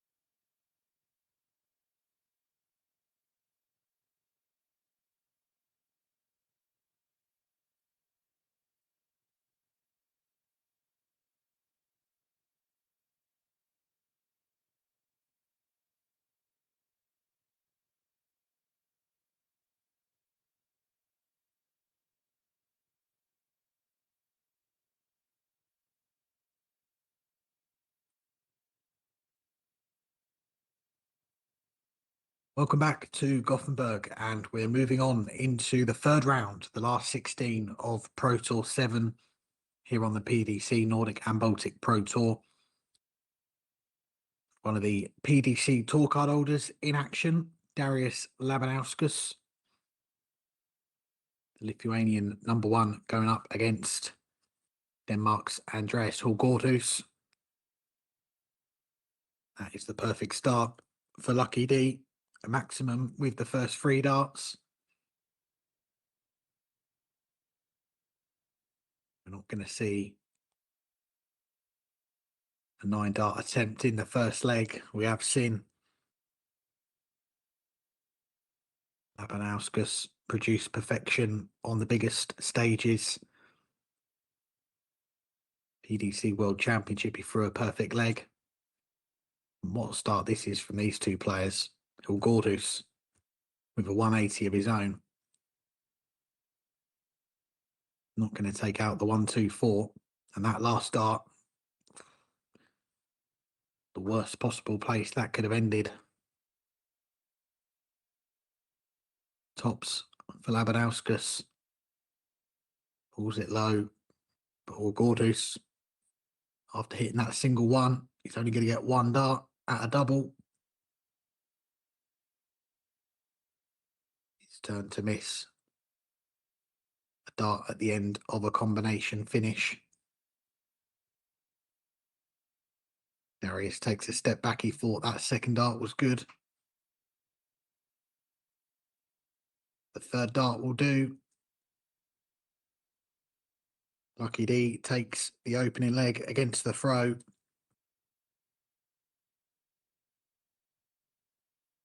We saw Darius 3 weeks ago in our last Pro Tour weekend get back in the winner's enclosure. He won Pro Tour 5. He beat Andreas Toft Jørgensen 6-5 in a last leg thriller. And it was Lucky D's 14th career title on the PDC Nordic and Baltic Pro Tour. Moved him just 1 behind Marco Cantelar's 15 title haul in second. 2 titles behind Kim Vuljanen on 16. So if Lucky D can have a perfect weekend here in Gothenburg, win the title today, win Pro Tour 8 tomorrow, and he will make a bit of history. He will go level with Kim Vuljanen on 16, be the joint most successful player in the history of this tour. Ton there for Lucky D, gets him down to a finish first in this leg. Gordus coming back at him. 1 treble visit gets him down to a checkout as well.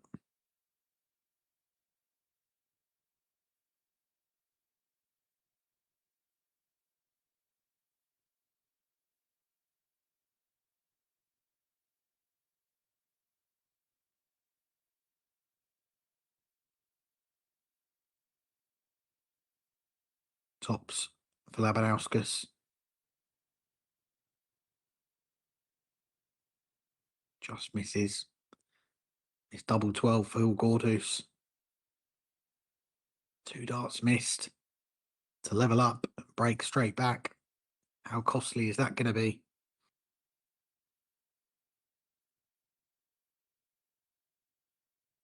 Labinowskis, 3 darts missed at tops. That's a big let off for Gordus. He can't make the most of the opportunity. 5 darts he's missed in this leg on the Labinowskis throw.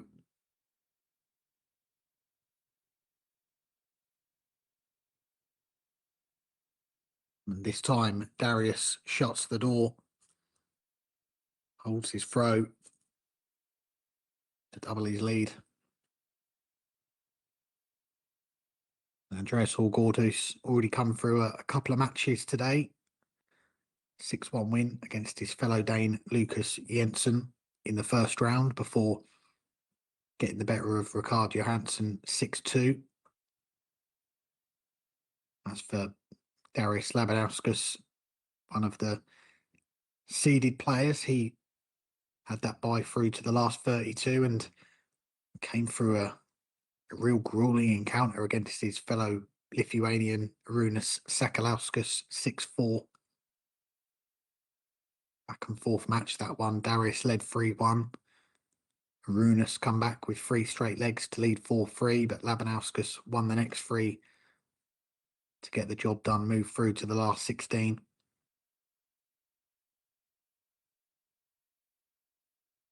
And this could be another breaker throw here for Labinowskis. He's left 81 after just 9 darts.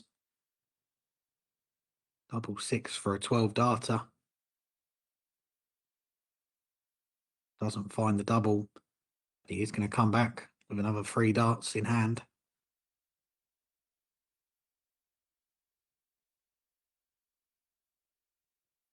Well, he's busted his score. A very loose dart there from Labinowskis, straying into the big 13. And this time, Gordus does take his chance. Holds his throw. He is still a break behind, but that was a must-win leg for Gordus. 3-0 and a double breakdown. The writing would have been on the wall for him there. He's just giving himself a lifeline with that leg. It's been a pretty steady season so far for Andreas. Had a couple of quarterfinals in Pro Tours 2 and 3. 3 last 32 appearances as well. You may still be thinking about the last weekend of action we saw in Vexy Pro Tour 6, where he went out in the last 64, and that ended his hopes of keeping his spot in the Danish PDC World Cup team. The previous day we saw Andreas Toft Jørgensen get to the final. It put him in pole position for that Denmark team.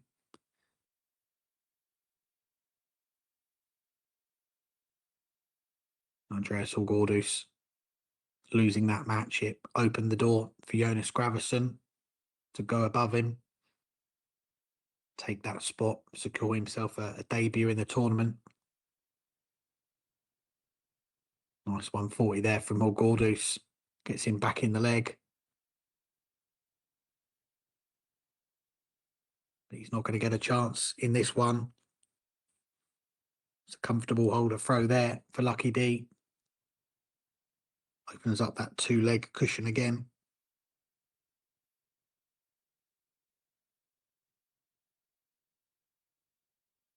Darius so far on the tour this year, yes, the big highlight was that Pro Tour 5 title. He's had several deep runs beyond that. Quarterfinal in Pro Tour 1. He's also had 3 semi-finals. It's been a very good 2026 so far for the Lithuanian, who's also made his mark on his return as a PDC tour card holder this year. Got that tour card back via the Challenge Tour when he finished 2nd on the rankings last year. And since playing on the Nordic and Baltic Tour a few weeks ago, he has made a quarter-final and a last 16 in the Players' Championships. He's beaten the current PDC Pro Tour #1, Wessel Nyman. He's also beaten the likes of Ryan Searle and Michael Smith. He's currently well positioned in the Pro Tour spots to get back to the World Championship.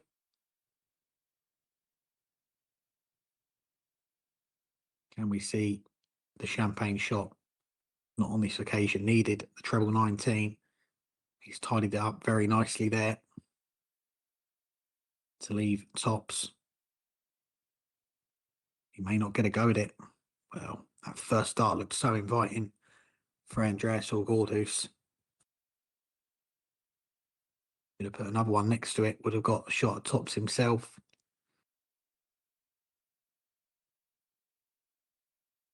Labinowskis much tidier on the finishing.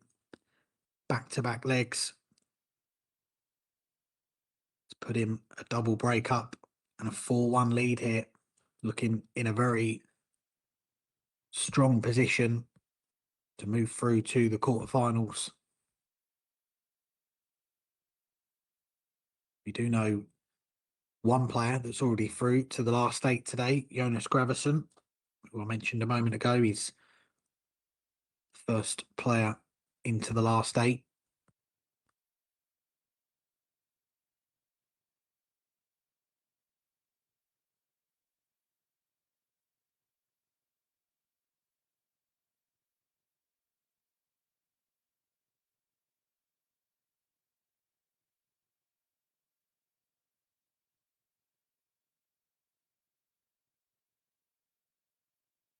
Already today we've had some big names fall at the first hurdle.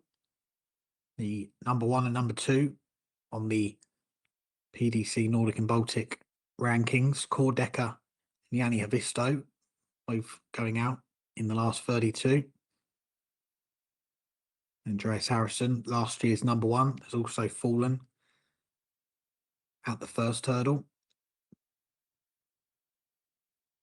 So there's an opportunity for the likes of Darius Labinowskis. If he can go all the way and pick up another title today, it would see him move into that top 2. Nice setup shot there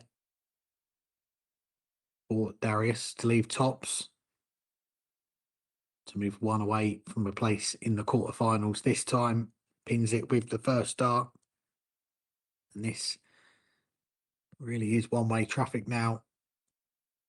Lucky D 4 up with a possible 5 to play.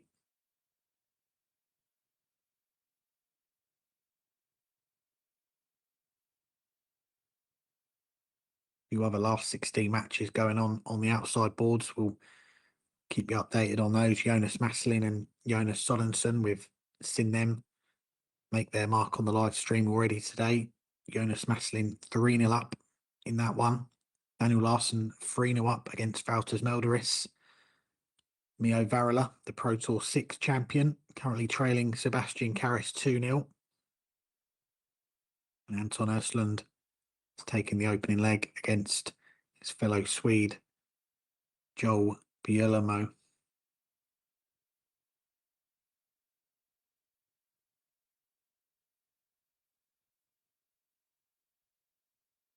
Slack scoring visit there for Labinowskis.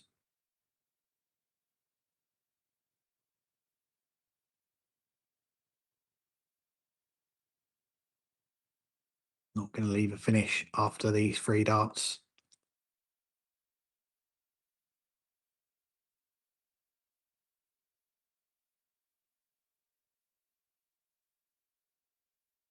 Gordus picks off 1 treble there. Is there going to be pressure coming back at him here?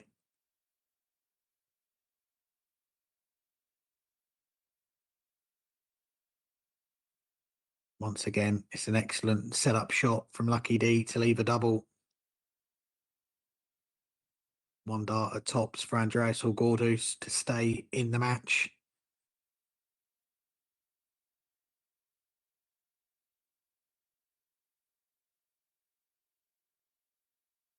Yeah, just checking the score there. Darius leaving tops instead of double 10. So it is tops for Lucky D to move through. And he pins tops. A comfortable win for the Pro Tour 5 champion Darius Labinowskis. 14 titles to his name. Could he be about to win title number 15 today? He's just 3 wins away from doing that. He marches on into the quarterfinals of Pro Tour 7. 6-1 winner against Andreas Gordus.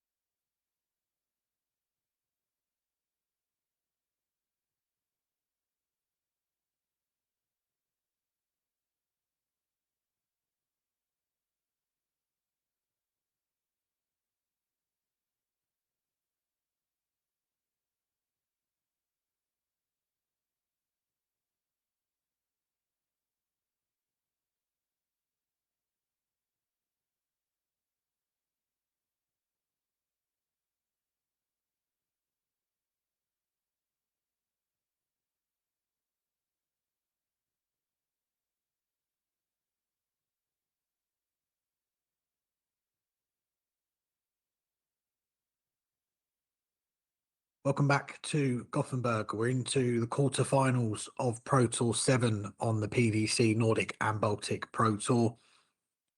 And what a story we have developing here. Daniel Larson, the current number 3 on the tour, an 8-time title winner in his career, going up against a debutant, Sebastian Caris, who has won through 3 matches so far today to make it to the quarterfinals, beating Anders Hackinson, Andreas Toft Jørgensen, and in the last round, the Pro Tour 6 champion Mio Varela to make it to the last 8 on debut. And that surname, Caris, you may think to Magnus Caris, a legend of Nordic and Baltic darts. Sebastian is the nephew of Magnus. So darts running in the family. Sebastian looking to make a name for himself. Do what Jonas Sodenson did back in Pro Tour 3, win a title on debut. But that is the perfect start for Daniel Larson, who has cleaned up 81 for a 12 dart holder throw. You will certainly be ending any hopes of Sebastian Caris winning a title on debut. As for Daniel Larson, so far today in Gothenburg, he's beaten a pair of Latvians, Edgars Newtins 6-2, Valters Melderis 6-0 to make it to the last 8. And it's been a very consistent start to the season for Daniel Larson, making 3 semi-finals and a quarter-final across the 6 events played so far. He's now into the quarter-finals again here. And that is why he is right up in the rankings without a title to his name so far this year. Currently sitting in 3rd spot. But with the top 2 already out, Deca and Yanni being knocked out in the last 32 today, there is an opportunity here for Larson. A title would put him up to 2nd. It would put him in a spot provisionally for Ali Pali. It would seem close the gap on Deca to €1,200 with 5 events to go.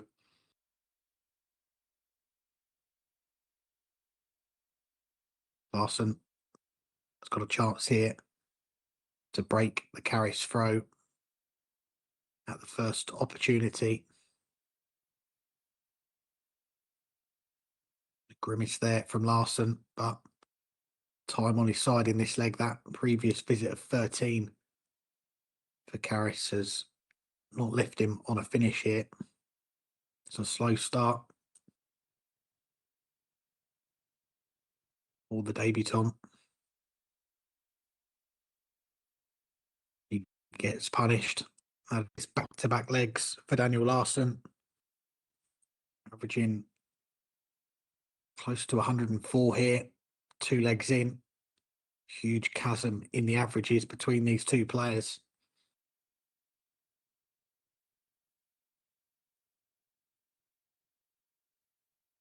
We have had a bit of a gap between streaming matches, so I'll just give you an update on some of the results that we've had on the outside boards if you've not been following along on Dartsconnect. I mentioned Sebastian Caris beating Mio Varela 6-4. Jonas Masselin getting the better of Jonas Sodenson 6-1. Anton Östlund, a 6-2 winner against Joel Björlemo. Those are all last 16 matches, and we've got 2 outstanding matches currently going on in that round. Victor Tingstrom has gone 1 leg up against Johan Engstrom, and Oskar Lukasiak 2-0 up on Andreas Nilsson. There is one other quarter-final underway on the outside boards. Anton Östlund has taken the opening leg against Darius Labinowskis.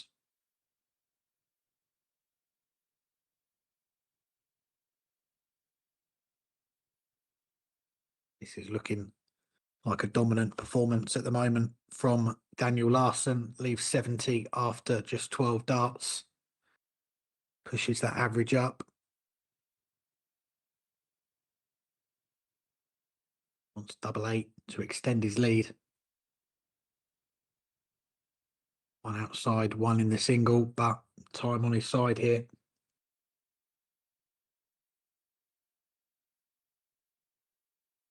Sebastian Caris yet to get going. He does get down to a finish, but you'd expect this double 4 to be hit. And it is. It's a 3-0 lead for Daniel Larson. The average dips below the ton, but it's still more than enough to continue this winning run of legs.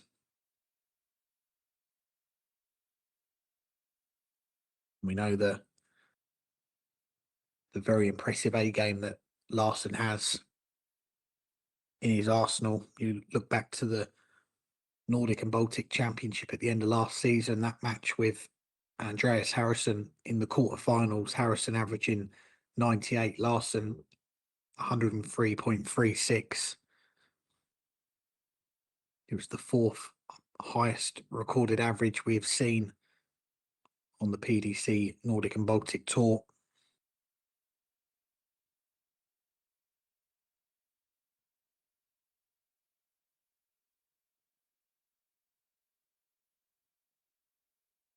Is better from Caris. Looking good here to get his first leg in this quarter-final. Switches to the ball, finds the ball to put a dent in his score. Sebastian, we did see represent Sweden this week in the Nordic Cup in Oslo. Didn't have any standout runs in the open singles and open pairs, but did have an excellent run in the team event. He was part of a Swedish men's team that went all the way to the semi-finals, losing out 9-8.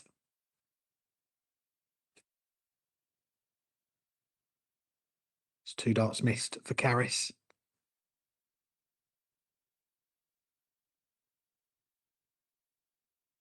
And Larson add more punishment. Needed a treble 19 to get a shot at tops.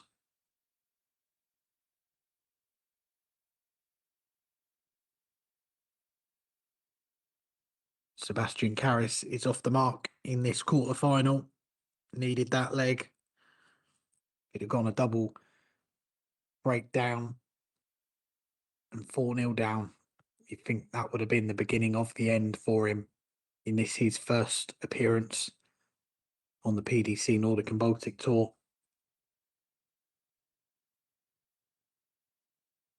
And tell you our next match on the live stream, we are going to continue with quarter-final action, and it will be Jonas Graverson against the winner of the match currently going on the outside boards, Johan Engstrom and Victor Tingstrom. Tingstrom has just taken a 2-1 lead in that last 16 match.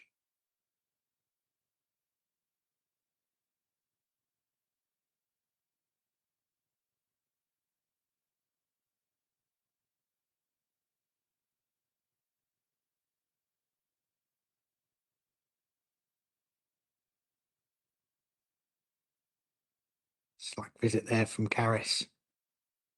Needed more.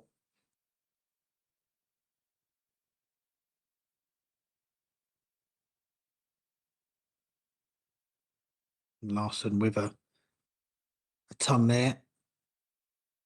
Gets himself down to a checkout. He's got plenty of time here to hold his throw and move a step closer to the semi-finals and a 4th semi-final of the season. Doesn't go for the ball for the 164. He leaves tops when he comes back.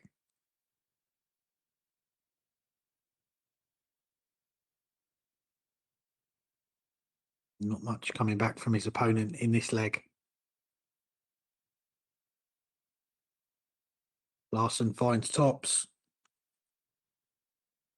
He opens up that 3-leg lead once again.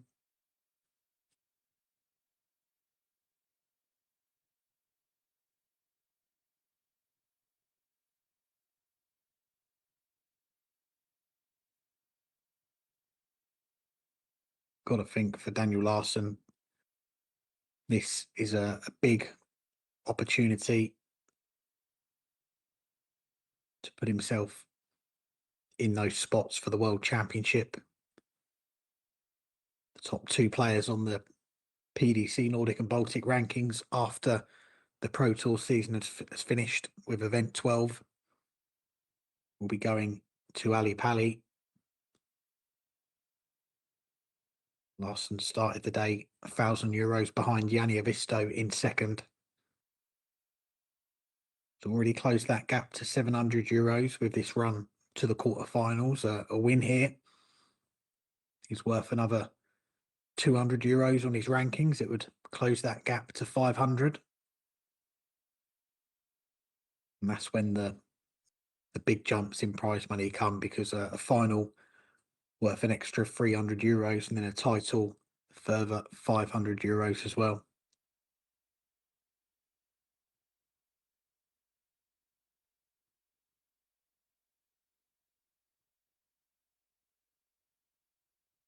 Sebastian Caris's throw under threat again in this leg.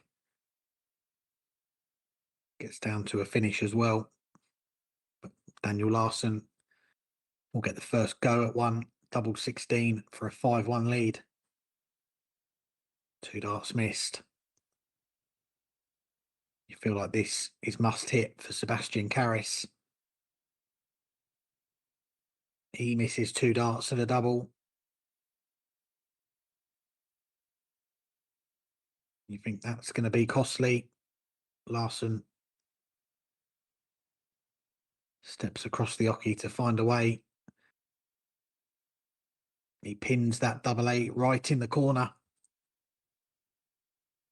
Breaks the Caris throw again. He's 5-1 up, and he's now throwing for a place in the semi-finals.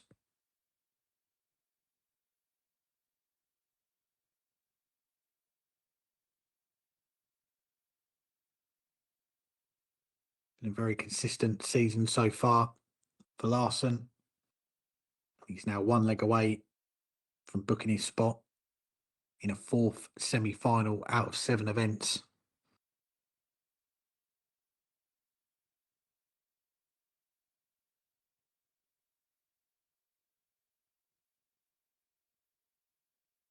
This is a player that's joint 5th on the most PDC Nordic and Baltic titles, alongside Yanni Avisto, who won his 8th back in February on his return to action.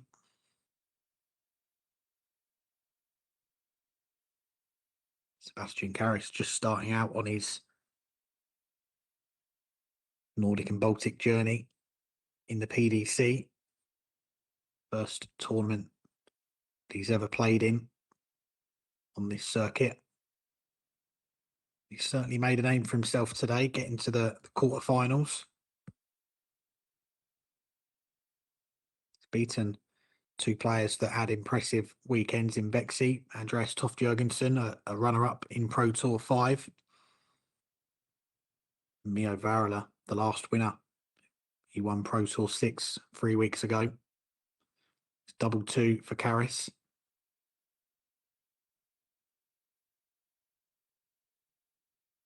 Finds it with the last dart. He doesn't afford Daniel Larson any match darts in that leg.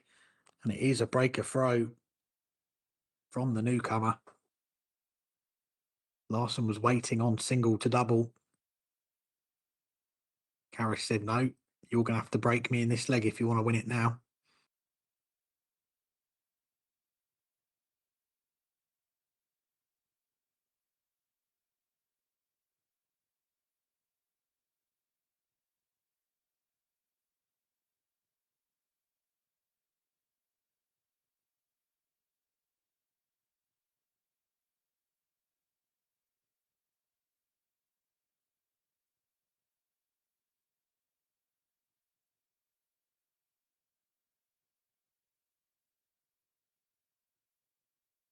Solid start to this leg for Caris on throw.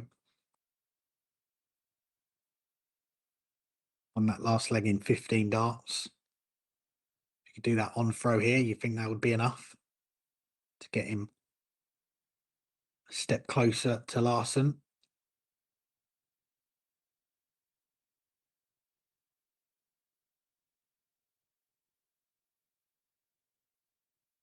You may well be thinking about the next leg.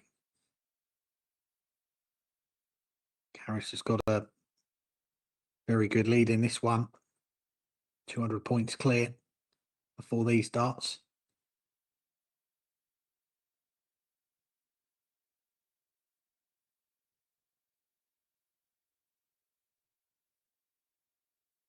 You have a quarterfinal currently going on the outside boards. Anton Ersland 3-2 up on Darius Labinowskis.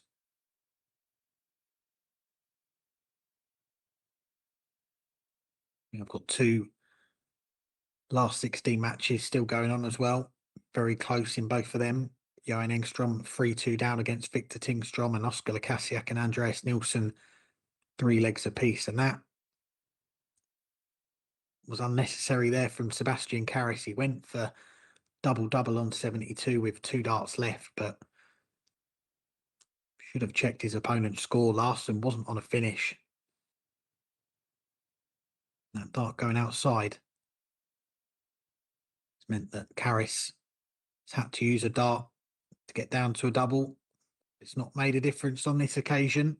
He does hold his throw. That is back-to-back legs for Sebastian Caris. He was 5-1 down. He's halved that deficit.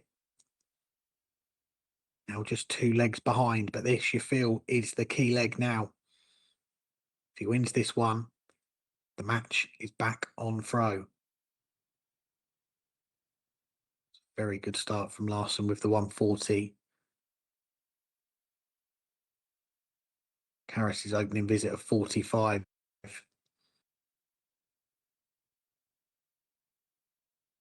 Means he's against the ropes here in this leg. Trebleless visit again. Larson has got plenty of time to get it won here.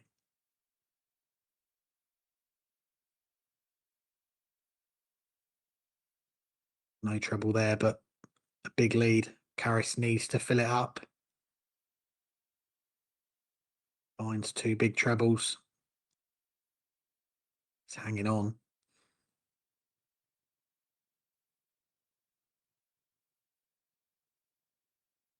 Again, a trebleless visit from Larson.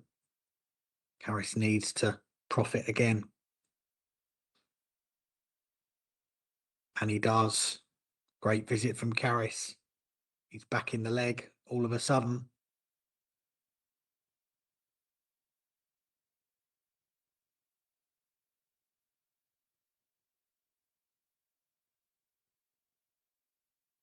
Great shot from Larson. That treble 15 leaves tops. Caris not going to take out the 133. Daniel Larson is going to get match darts now to book his spot in the semi-finals of Pro Tour 7. He wants tops. And he hits tops. Daniel Larson is the first player through to the semi-finals of Pro Tour 7. He has ended the run of the debutant Sebastian Caris. Quarter-finalist in his first ever PDC Nordic and Baltic Pro Tour event. The run comes to an end, a 6-3 defeat to Daniel Larson. He marches on to the Final 4. He's 2 games away from a 9th career title on this tour.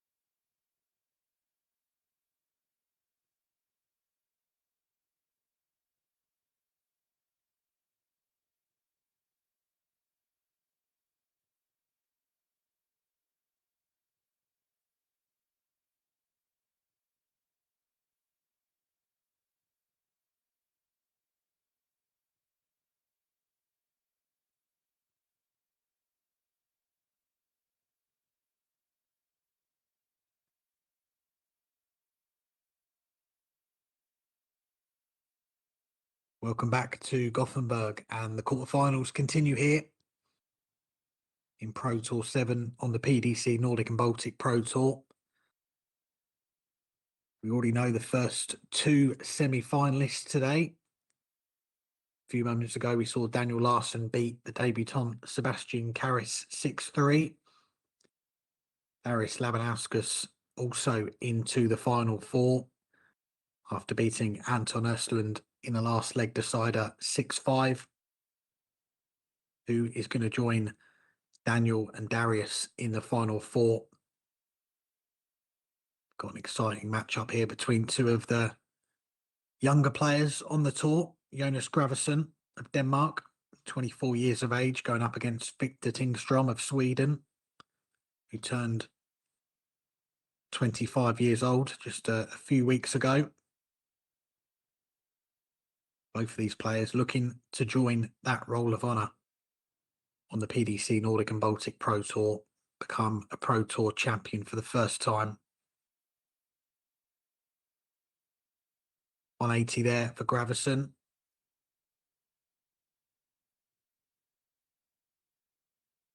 He threatens an early breaker throw in this quarterfinal.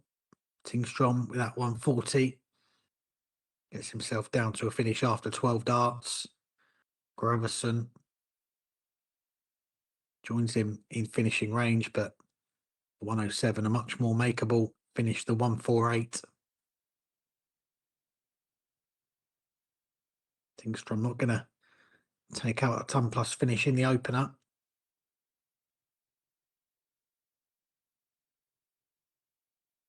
Neither is Jonas Graverson.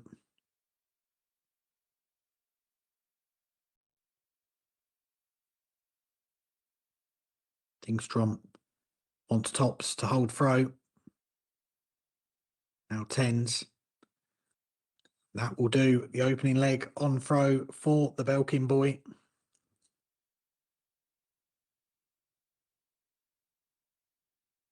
These two players have been in semi-finals before on this tour. Jonas Graverson has been in a pair of them. His first one back in 2024. And this year in Pro Tour 3.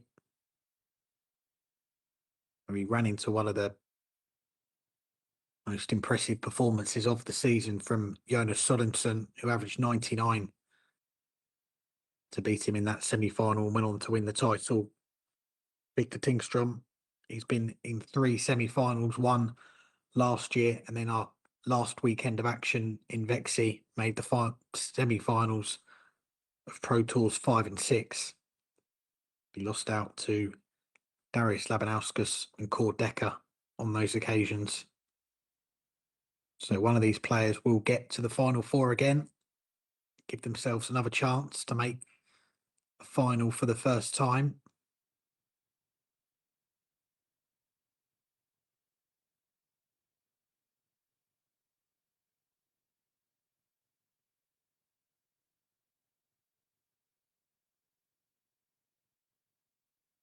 Good counting there from Graverson to get down to the 170.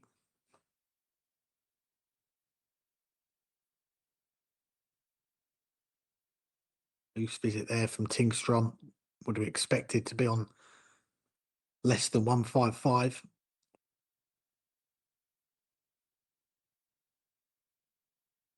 Graverson just checking that second dart. Wasn't in the treble. Not going to get a chance to hit the ball for the 170. This is a big ask for Tingstrom. Needed to be perfect with all 3 darts. Graverson to get his first leg on the board in this quarterfinal. Another one of those. Gives him a dart at tops. Goes high and wide of the target.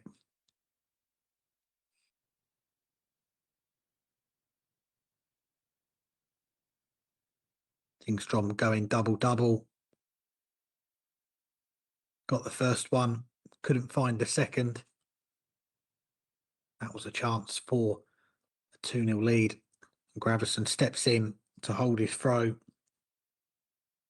2 legs played, 2 holds a throw.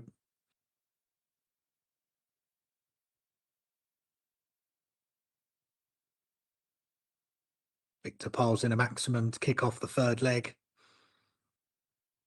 We do have one other quarter-final currently going on the outside boards. Jonas Masselin, the conqueror of Deca earlier on today. He has taken the opening leg against Andreas Nilsson. It's Victor Tingstrom. Almost gets down to a finish after 6 darts, threatens the 9 darter. It's only a 140.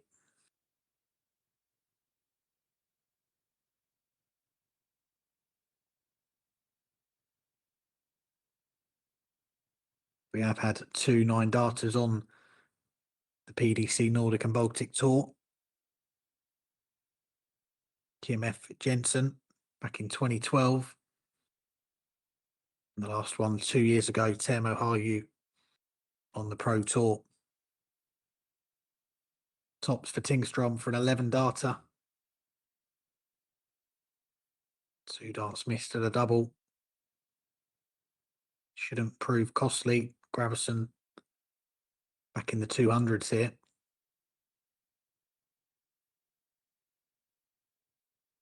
Still not down to a finish.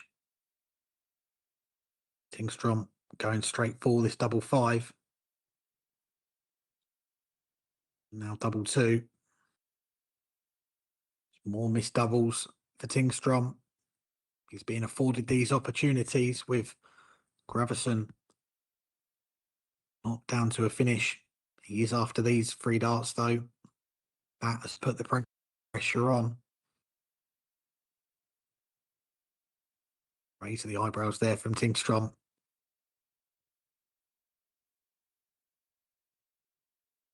More missed doubles. They're piling up. And the leg that looked to be a comfortable holder throw for Tingstrom now could be a leg where he's broken. It's tops for Graverson. Now 10s. He joins the missed doubles in this leg. 2 missed for Graverson.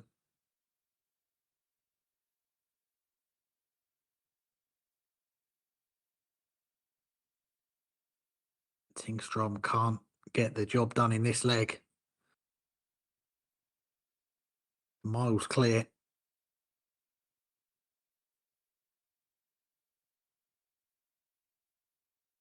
And he's going to get another 3 darts because those 3 have all gone on the outside of the double 5.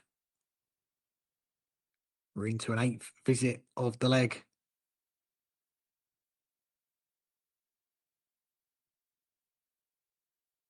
And finally, you see the reaction there from Victor Tingstrom. He hits the double 2. Leg where he kicked off with a maximum and a 140.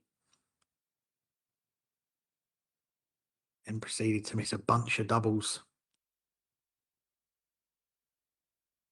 On my calculations, I think that was his 12th dart at a double in that leg. He eventually got over the line. Graverson kicks off his leg on throw with a maximum.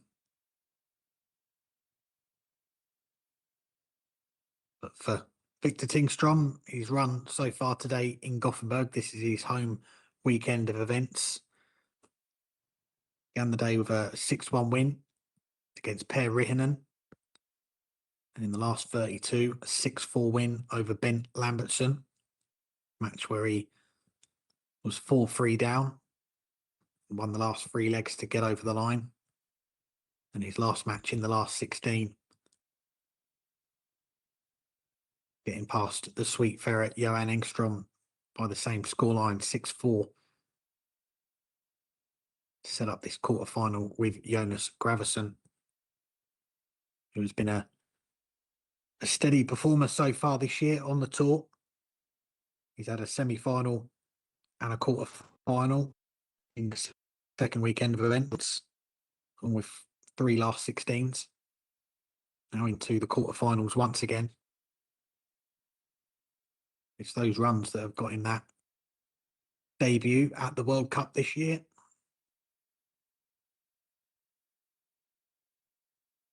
Finished second in terms of prize money won on this tour for the last 12 months by players from Denmark. Tingstrom looks at the ball for a 130. Almost breaking the Graverson throw.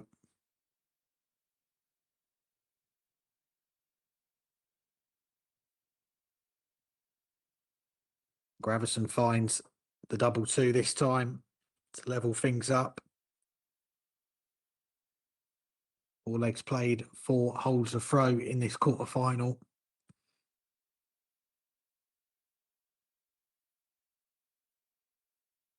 Another quarterfinal on the outside boards that is level as well. Jonas Masselin and Andreas Nielsen 1 leg apiece.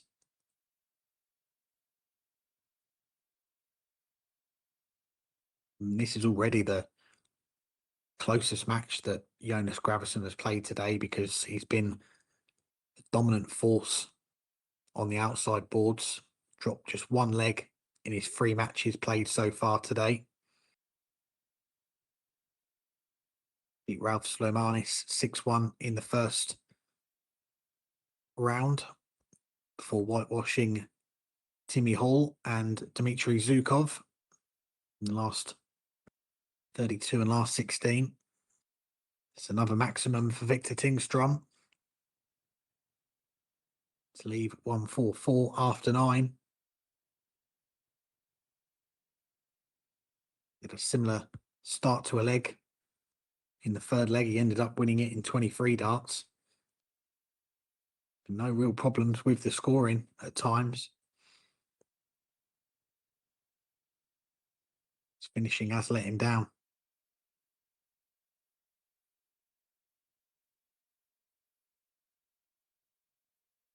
Graverson here needing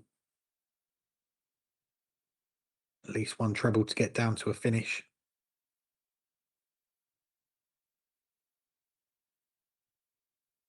Doesn't find one, so Tingstrom got 2 visits to clean up 105, and he's going to leave himself well placed to do it in the 2nd visit. Leaves 32.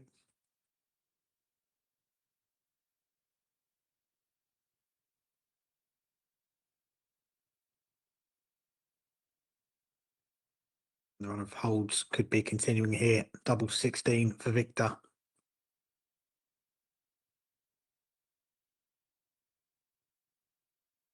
Goes in the wrong bed.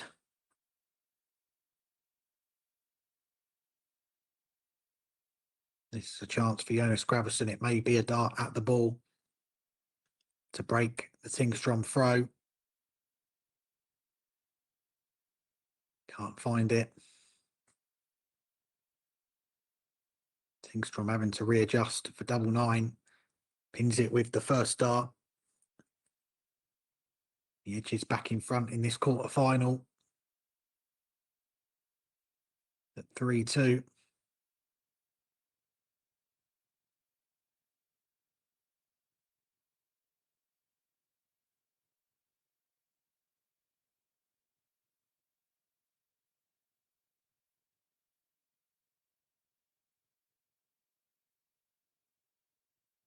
Mentioned today about some of the players we've seen on the stream. They have been playing in Oslo in the last few days in the Nordic Cup.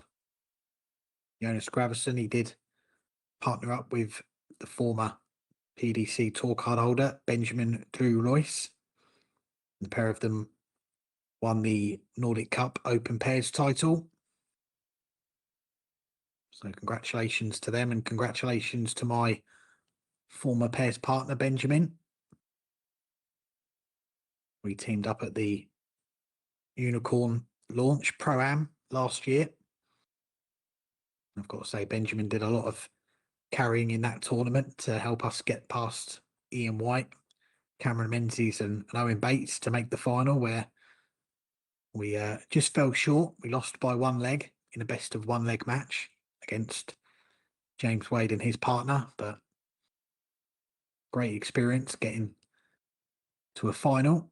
And Benjamin has gone 1 further. He's won the title. in that Nordic Cup pairs.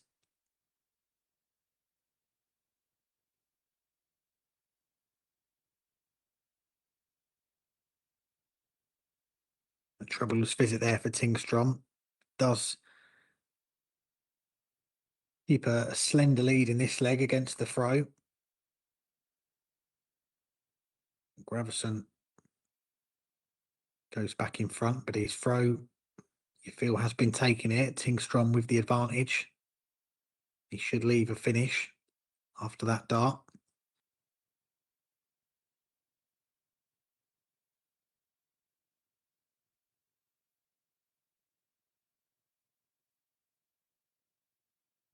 Graverson gets down to a checkout as well. It's 138 for Tingstrom. He's starting on the 19s. Another one of those. Give him a dart, a double 12. Almost a 138 finish for Victor Tingstrom. Just wires the double 12. What a shot that would have been to get the first break of throw in this quarterfinal. Graverson wants tops for a 114. He pulls the dart low. You see the frustration on his face there. He knows that was an important moment. Is his throw going to be broken for the first time here? Well, that looks awkward. Tingstrom trying to find a route past that second dart.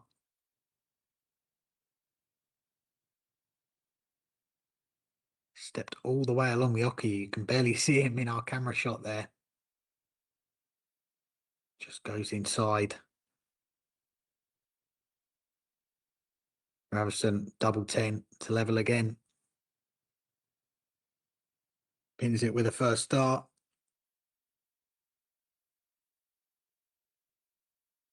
That was a big chance miss for Tingstrom to get a bit of breathing space in this quarterfinal. We are level again at 3-3. On the outside boards, Andreas Nielsen has taken a 3-1 lead on Jonas Masselin.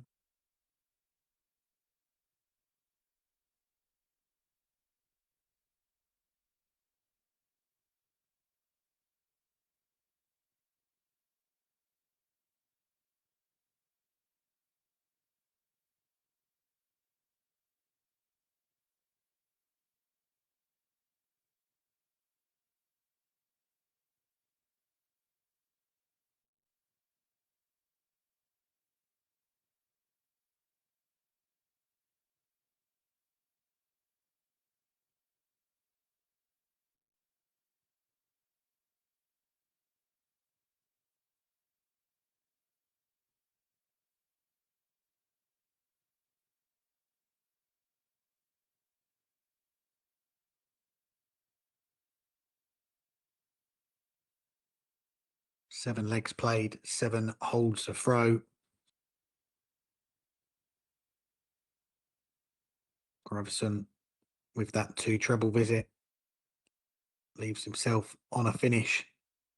Tingstrom needs to find 2 trebles himself, and he does, to get down to the 170.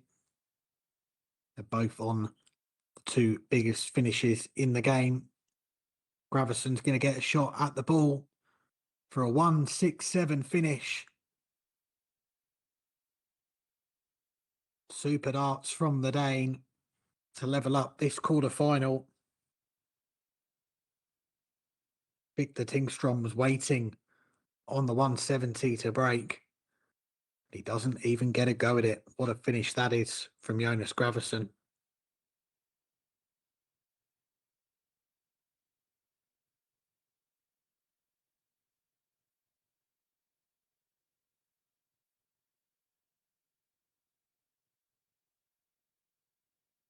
Nothing to separate these 2 players in the scoreline. The averages 81 apiece, 4 legs apiece.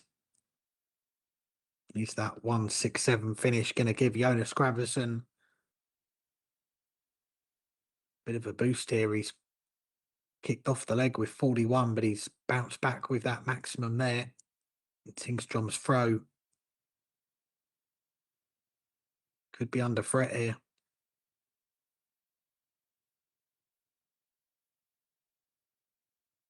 Picks off another treble with the last start. You'd think he'll get a chance to get the first breaker throw in this ninth leg. Tingstrom comes back with a one treble visit. Just 6 points between them, but Graverson stolen the darts in this leg.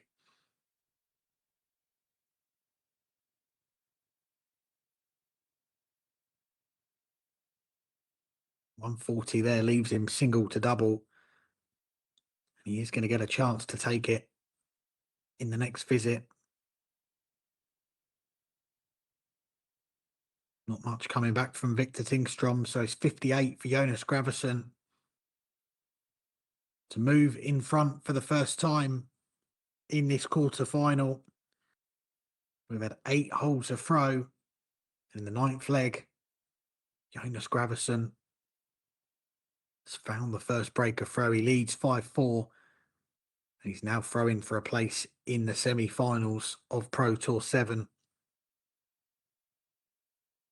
And a matchup with Daniel Larson.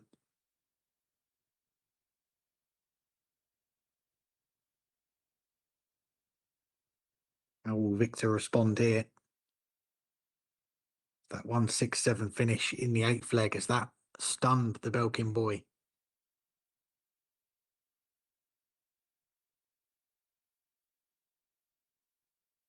It's not the best of starts to this leg from Graverson.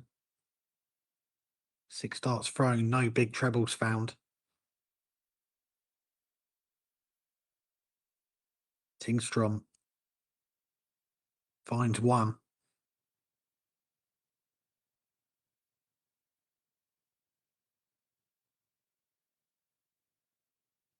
The other quarterfinal on the outside board, Jonas Masselin, Andreas Nielsen. 3 legs apiece in that one.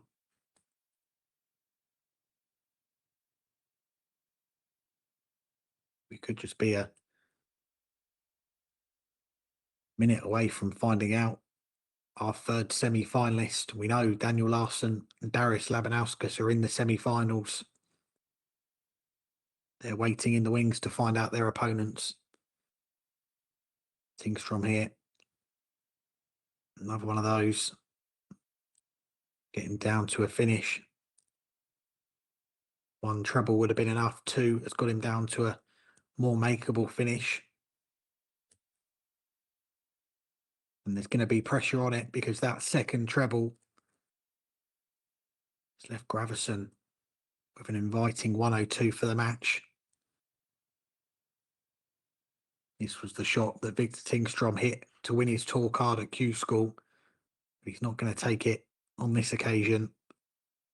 He may have to rely on Jonas Graverson missing a match start here. Needs to find a treble. He does. Tops for the match.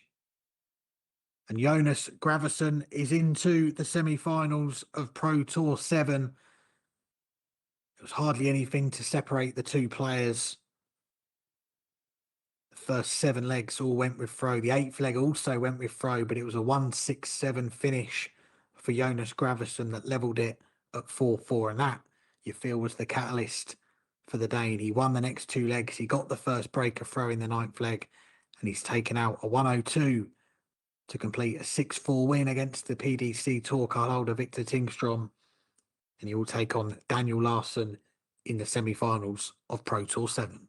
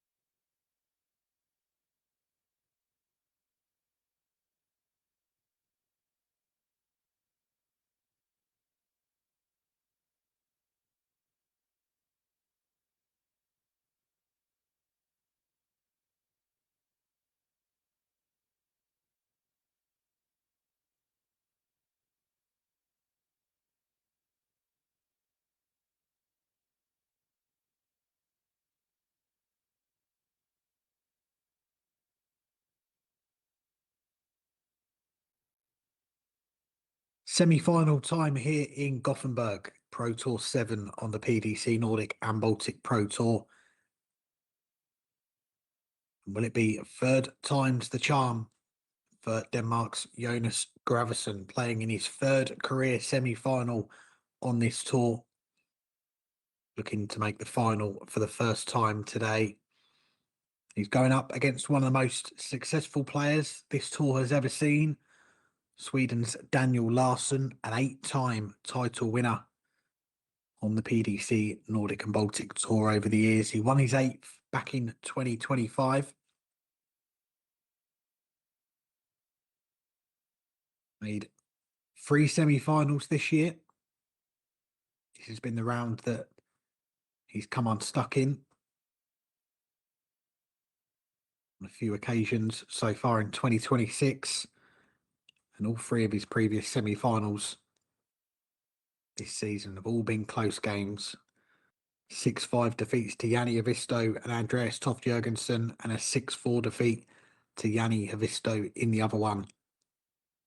So Larson looking to make his first final of the season in the other half of the draw. We have got a similar clash, really. Darius Labinowskis, a 14-time title winner, third most successful on this tour, going up against a first-time semi-finalist, Andreas Nielsen of Denmark. But this has been a pretty good start for Daniel Larson.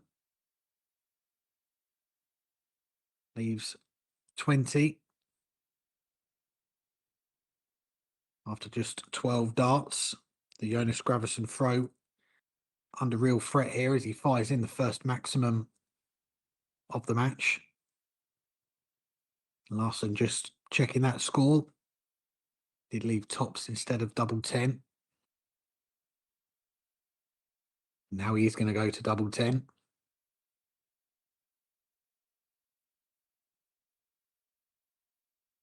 And finds it with the last dart.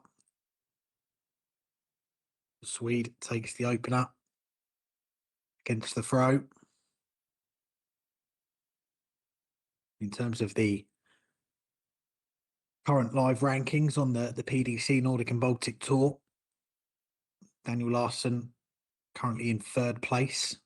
A title for him today would move him up to number 2, move him above Janni Havisto and into a provisional spot for the PDC World Championship. As for Jonas Graverson, currently in 6th place. He could move up a couple more spots were he to go all the way and win his first title today and put himself in contention for a potential World Championship debut. We know that we are going to see Jonas in the World Cup of Darts next month in Frankfurt. Secured his spot in the Denmark team in our most recent weekend of action in Vexi.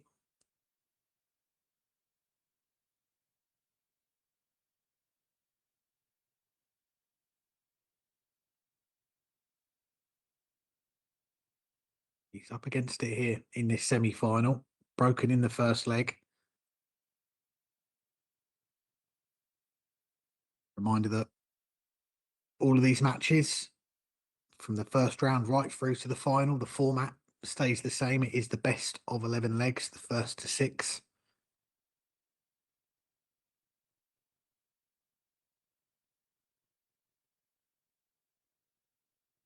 That other semi-final just getting underway on the outside boards. If you want to follow that one as well, that will be on Dartsconnect. Andreas Nielsen against Darius Labinowskis. And then we will be bringing you the final on this stream. See who will be crowned the champion. Are we going to see a new first-time winner, Jonas Graverson or Andreas Nielsen, or will we see Daniel Larson win his 9th title? Will we see Darius Labinowskis win his 15th, move level with Marco Cantala in 2nd spot on the all-time list and just 1 away from Kim Viljanen 16?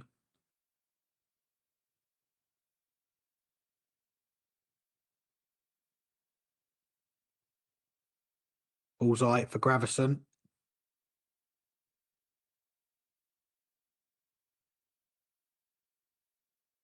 Yeah, that looks good to me. It's another bullseye finish for the Dane. Saw him produce that 1-6-7 in the quarterfinals against Victor Tingstrom at 4-3 down. He really did go on a tear after that, didn't he? Managed to find the first breaker throw in that quarterfinal with a 14 darter, and then held his throw with a ton plus finish again in the 10th leg. The 102 getting him over the line and into this, his third ever semi-final, a joint personal best on the tour.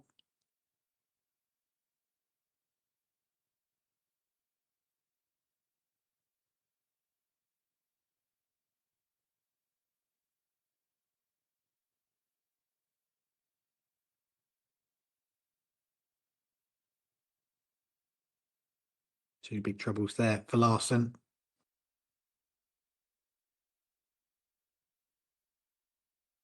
The run of breaks a throw could be about to continue here, after we just saw a match with 8 consecutive holds of throw.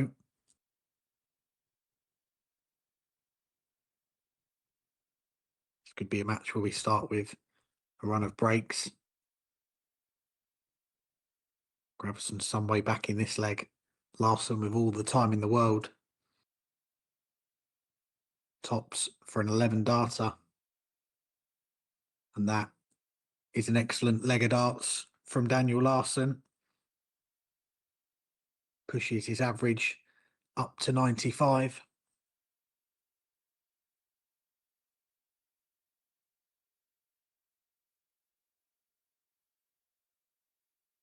I'll take you through Daniel Larson's run so far today. 6-2 win against Edgar Newtons in the last 32. Followed that up with a 6-0 whitewash of Wouters Melderis in the last 16. And we did see on the live stream earlier on today a 6-3 winner against Sebastian Caris in the last 8 to make it to the final 4 today.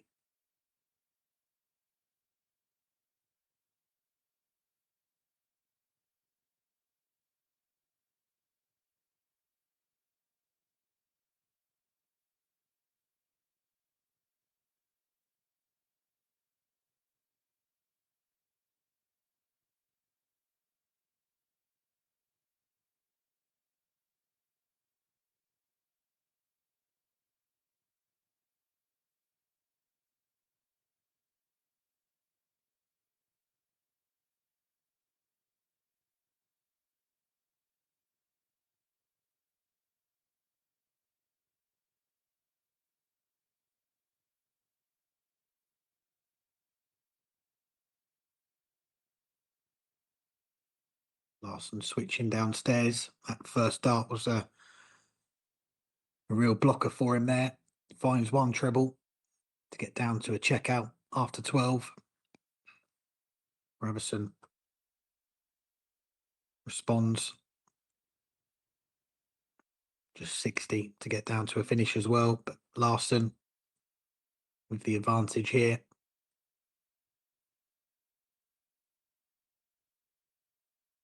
Was double 18 for a 108. Just goes outside the target. Graverson, can he produce another big finish here? Not on this occasion. Larson to double his lead.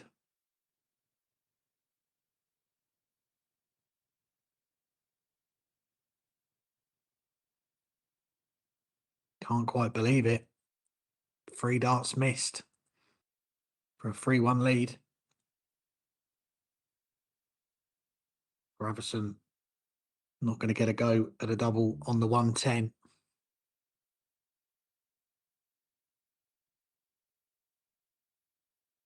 This time Daniel Larson steps in to hold his throw. It was an 11 darter to break in the last leg. He's won that leg in 19 darts, but they all count the same. Bit of daylight in this semi-final. The other semi-final, Darius Labinowskis 2-0 up on Andreas Nielsen. It does look like we are going to get possible matchup between two of the most successful players on this tour in the final. One of them will be adding to their huge array of titles on this tour.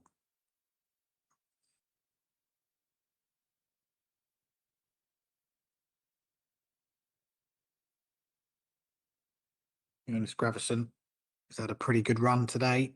Before getting to the quarterfinals, he dropped just one leg in his first three matches, beating Ralph Slemani 6-1, Timmy Hall 6-0, Dmitry Zukov 6-0. And as we mentioned in that quarterfinal with Victor Tingstrom, a match that the first 8 legs all went with throw. And then Graverson managed to find that first break and hold to come through 6-4. Big win for Graverson, but up against it here in this semi-final. Larson fires in back-to-back 140s to leave 81 after 12.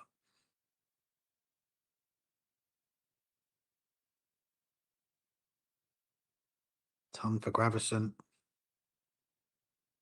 Gets him down to a finish as well.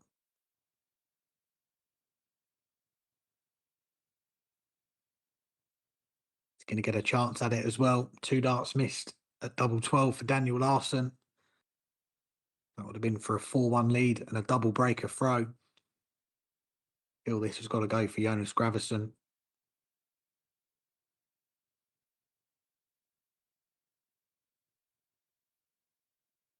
Just takes a step back.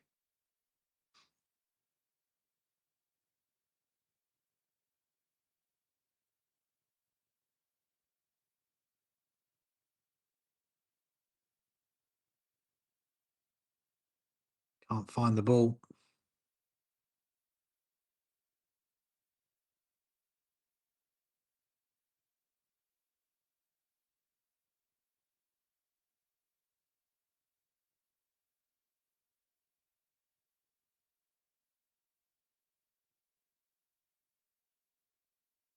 Larson steps in.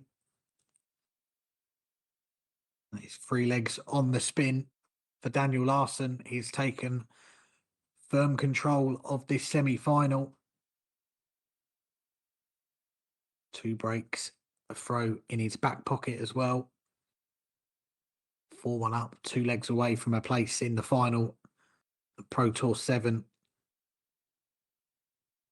Mentioned earlier, he's lost in 3 semi-finals on the PDC Nordic and Baltic Tour this year.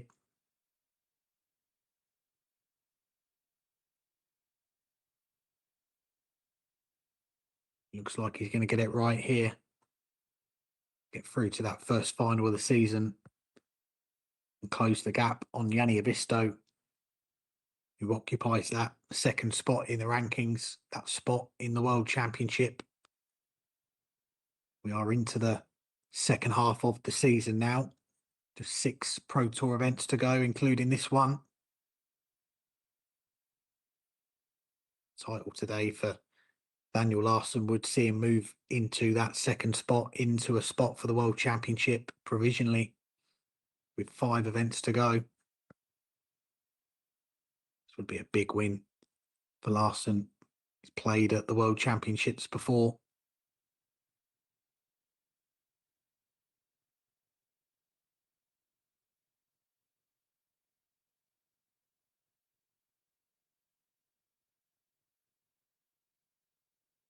It's a great visit from Larson. Leaves 42 after 12.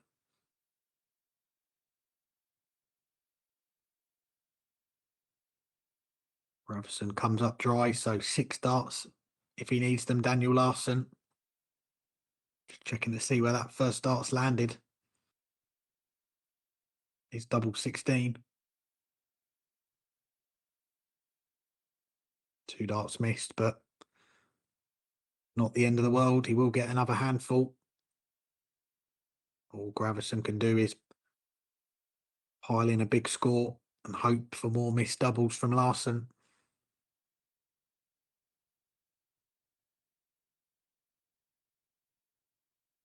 But they're not going to come in this leg.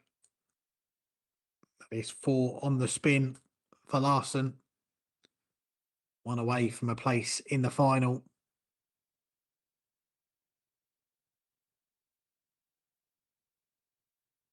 The outside board's the other semi-final. Darius Labinowskis 3-0 up now on Andreas Nilsson, the first time semi-finalist.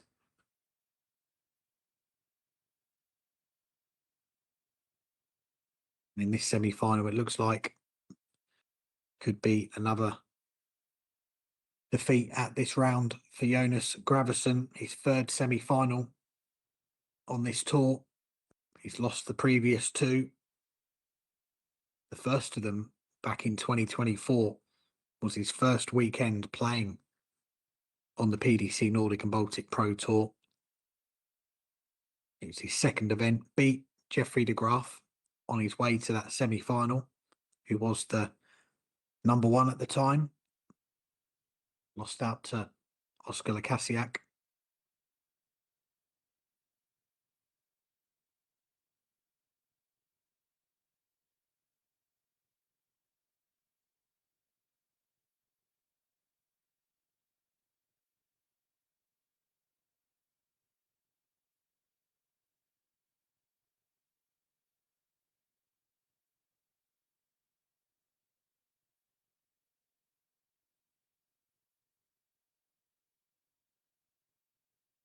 And Graverson keep his hopes alive of a first final.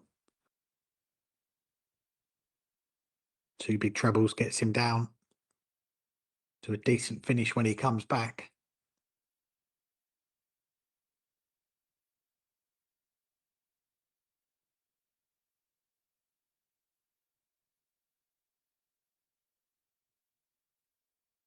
This 75 to stay in the tournament. Clean. Well, he's left himself double 1.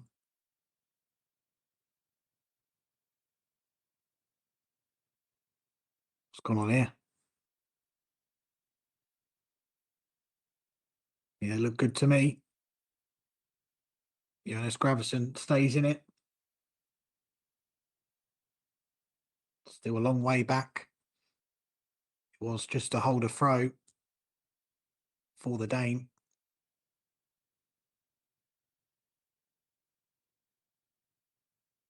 He's going to need to break the Larson throw here to extend this semi-final into another leg.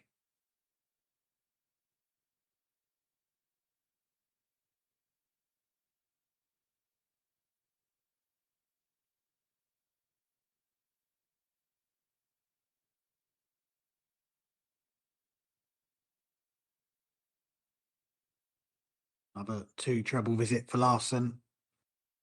Puts him on the brink of a place in the final.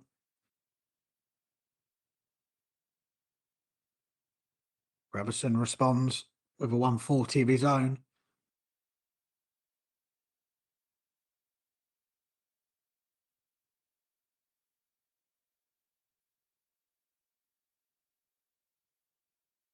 Leaves the 170. Can he win it in style? We saw him earlier tee up the ball for a 164, but he opted to hit single 10 to leave tops. Will he try and win it in style if he gets the chance?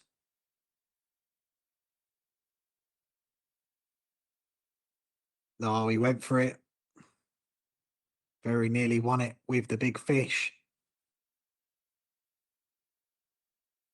Daniel Larson is going to come back to tidy up that 25 and book his spot in the final of Pro Tour 7.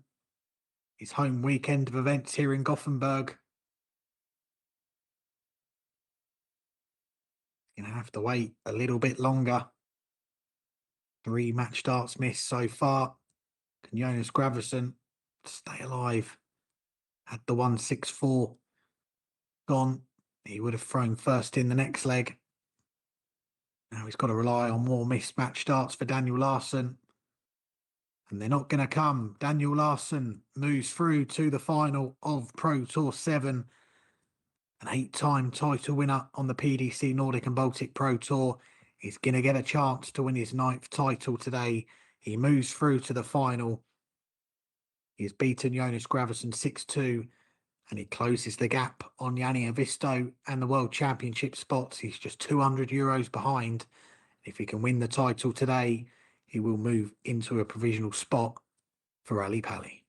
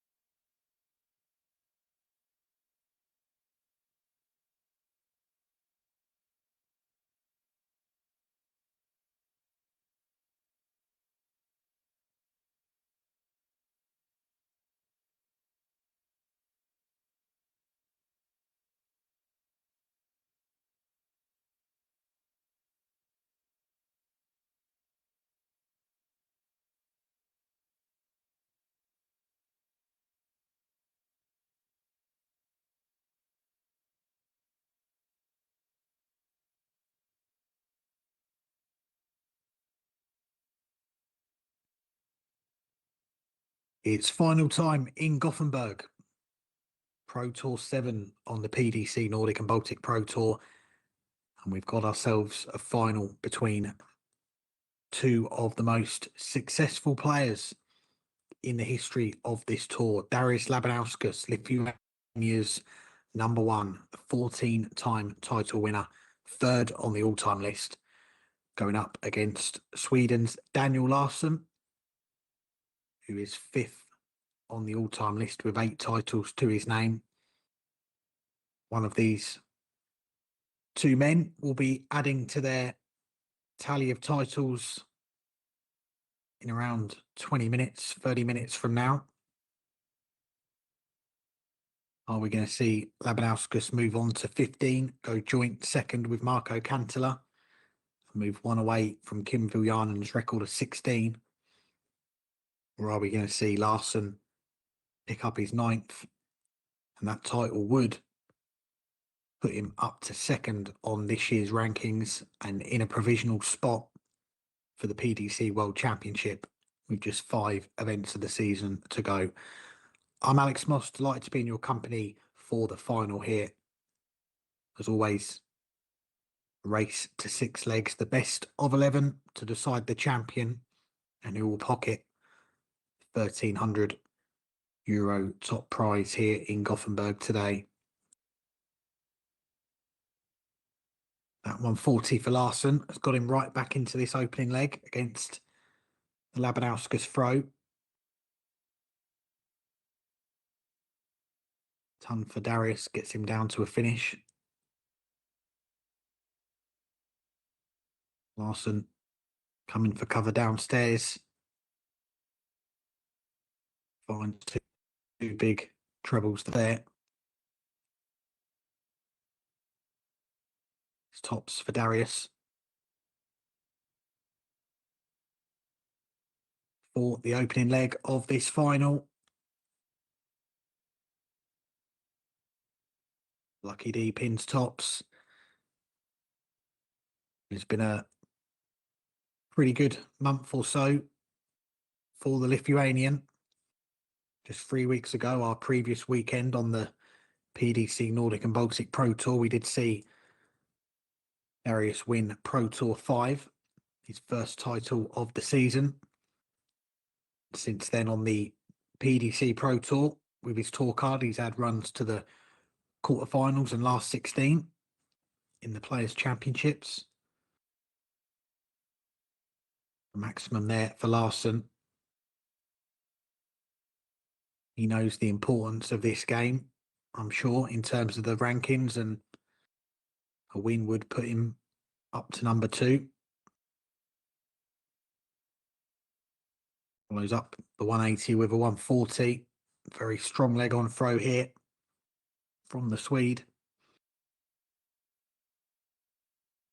And that final that Labinowskis won in Pro Tour 5, that went all the way to a last leg decider against Andreas Toff Jørgensen. Even in the early exchanges here, it feels like this could be a match that goes all the way. Larson missing the double 8 for the 96 finish, but look at the gap between the two players here, 300 plus points between them. You're not going to see that very often. Daniel Larson pins the double 4 for a level game after 2 legs.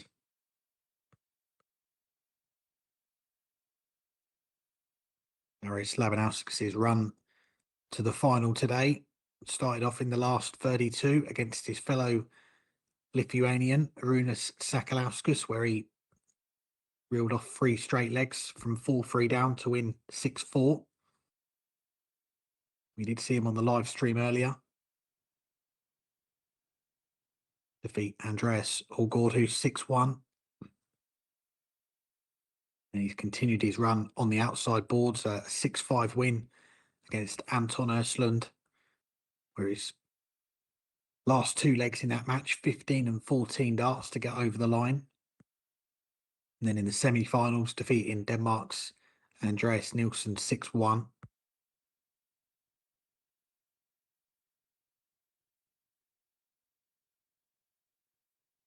So a bit more of Daniel Larson on the stream. His last two matches where he's beaten Sebastian Caris 6-3 in the quarterfinals and Jonas Graverson 6-2 in the semifinals. Before that, he started off his run on the outside boards with wins over Edgars Newtins 6-2 and Valters Meldris 6-0. That's got him a place in his first final of the season.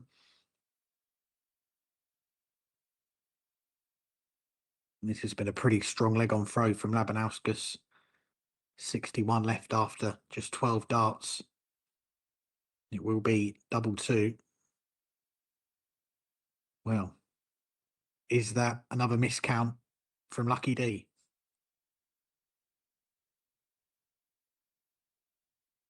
I think he thought he had 65 there. The ball left 11.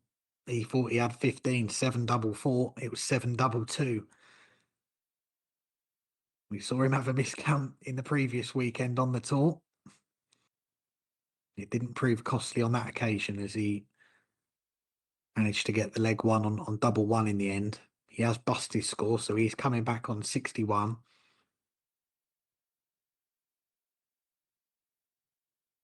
Before to have a little smile to himself. Yes, it is double four now. And that is how you do it. Labinowskis cleans up the 61 at the second time of asking to take the lead again in this final. 3 legs played. All of them hold to throw so far. There is a big gap in the averages between the two players, but that doesn't count for anything at the moment. Both players have been solid on throw.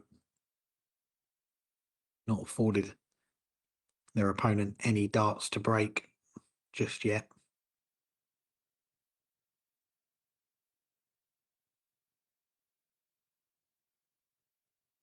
A reminder that the action will continue this weekend. We have got Pro Tour 8 tomorrow, which will be taking place at 11 o'clock local time, 10 o'clock if you're in the UK. We'll once again have matches on the live stream throughout the tournament. And if you've not had enough darts today, we are also going to have the ET12 qualifier. That will be coming up at 7 o'clock tonight, local time. 6 o'clock in the UK. Players are battling for a spot in the Czech Darts Open in September. Right now, it's all eyes on this final, and Labinowskis has got a real chance here to get the first breaker throw. Ton leaves him on 80. And the 144 is not going to be taken out by Daniel Larson.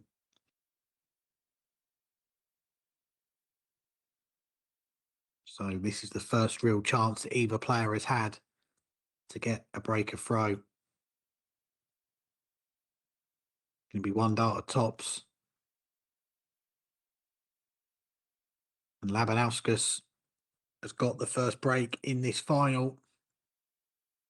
He follows up that last leg with the miscount. Tidied up the 61. He's now took out the 80. To give him a bit of breathing space in this final. 2 legs clear and a break up. Halfway to the finish line. And halfway to winning his 15th career title on the PDC Nordic and Baltic Pro Tour.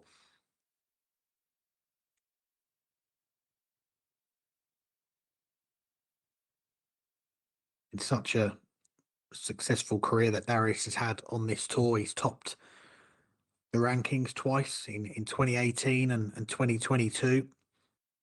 He's one of only 3 players in history that's finished as the #1 on this tour on more than one occasion, along with Kim Viljanen and Madars Razma.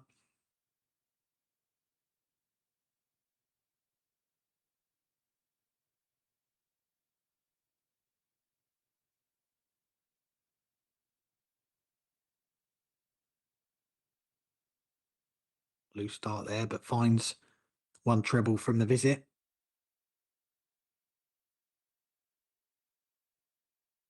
Larson replies with a ton. Labinowskis with the advantage in this fifth leg. These two have met on so many occasions on this tour, in quarterfinals, semifinals.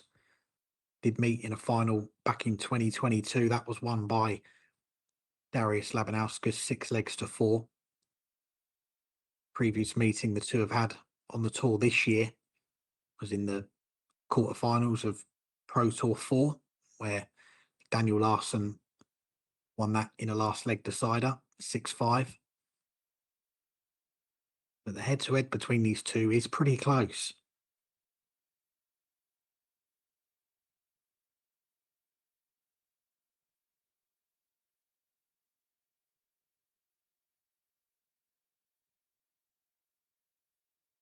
Not the best set-up shot there from Larson, who got himself back into this leg.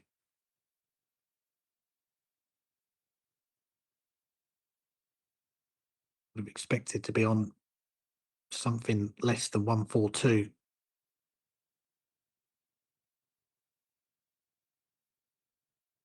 He opted for the 17s route. 2 trebles would have left himself tops.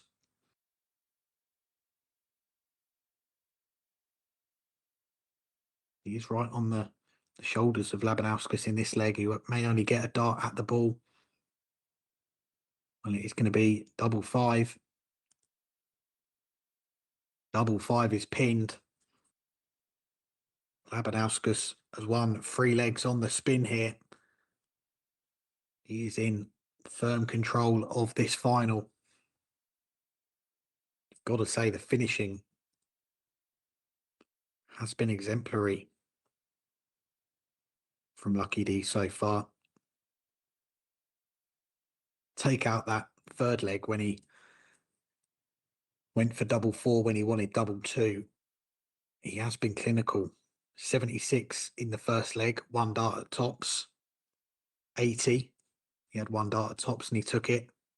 And then that 85, 1 dart at double 5. And then the 61 that we saw him take out eventually, he did hit that first dart at double 4. So when he has aimed at the correct doubles, he is 4 out of 4 so far in this final. Larson just hasn't been able to give himself any real opportunities at the doubles. 1 leg that he's won. That's the only visit he's had at a double. You see the scoring. It's not quite been there for him so far. We're used to seeing him piling the 140s, the 180s. There is a 140. It's not quite been as consistent as he would have liked. And Labinowskis has just been perfect on the finishing, not giving him any real chances. This is a leg that Larson has to win. A bounce out, not ideal. Finds a treble. This could be for a 5-1 lead here for Labinowskis. Looking at 2 treble 19s for a shot at the ball. Pulls it wide. It's not a bad leave though to leave tops. That is the first dart that Darius Labinowskis has missed at a double that he's aimed for. And Larson to stay in this final.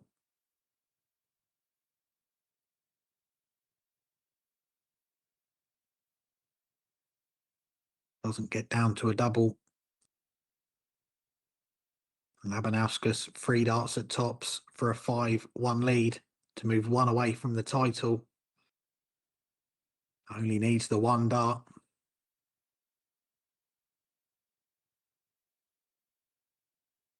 That is 5 out of 6 on the doubles for Labinowskis.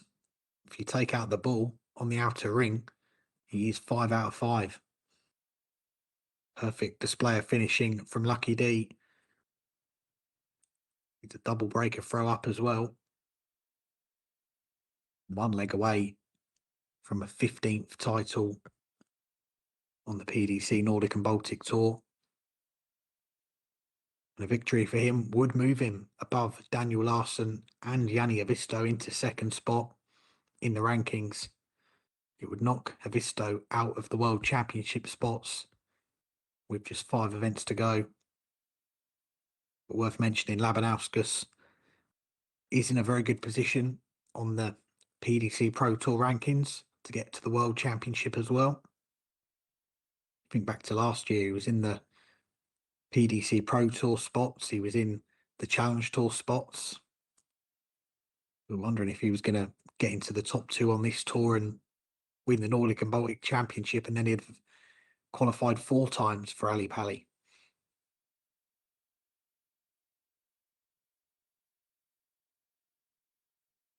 It's all about the setup shot now for Labinowskis. One big treble will get him down to a finish.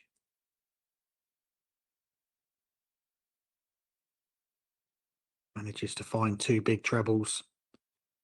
He's going to come back to have a look at that 104 to complete a comfortable 6-1 win in this final. Plenty of routes to go here. It is the 18s.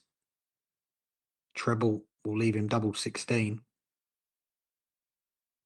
And that is the title for Lucky D, a 15th PD Nordic and Baltic Pro Tour title for Lithuania's #1. He has beaten Daniel Larson 6-1 in the final.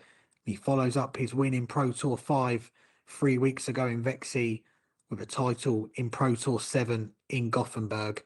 He moves joint second on the all-time list with Marco Cantala. They've both won 15 titles. And now Labinowskis is 1 away from the record holder, Kim Viljanen. He has 16 titles.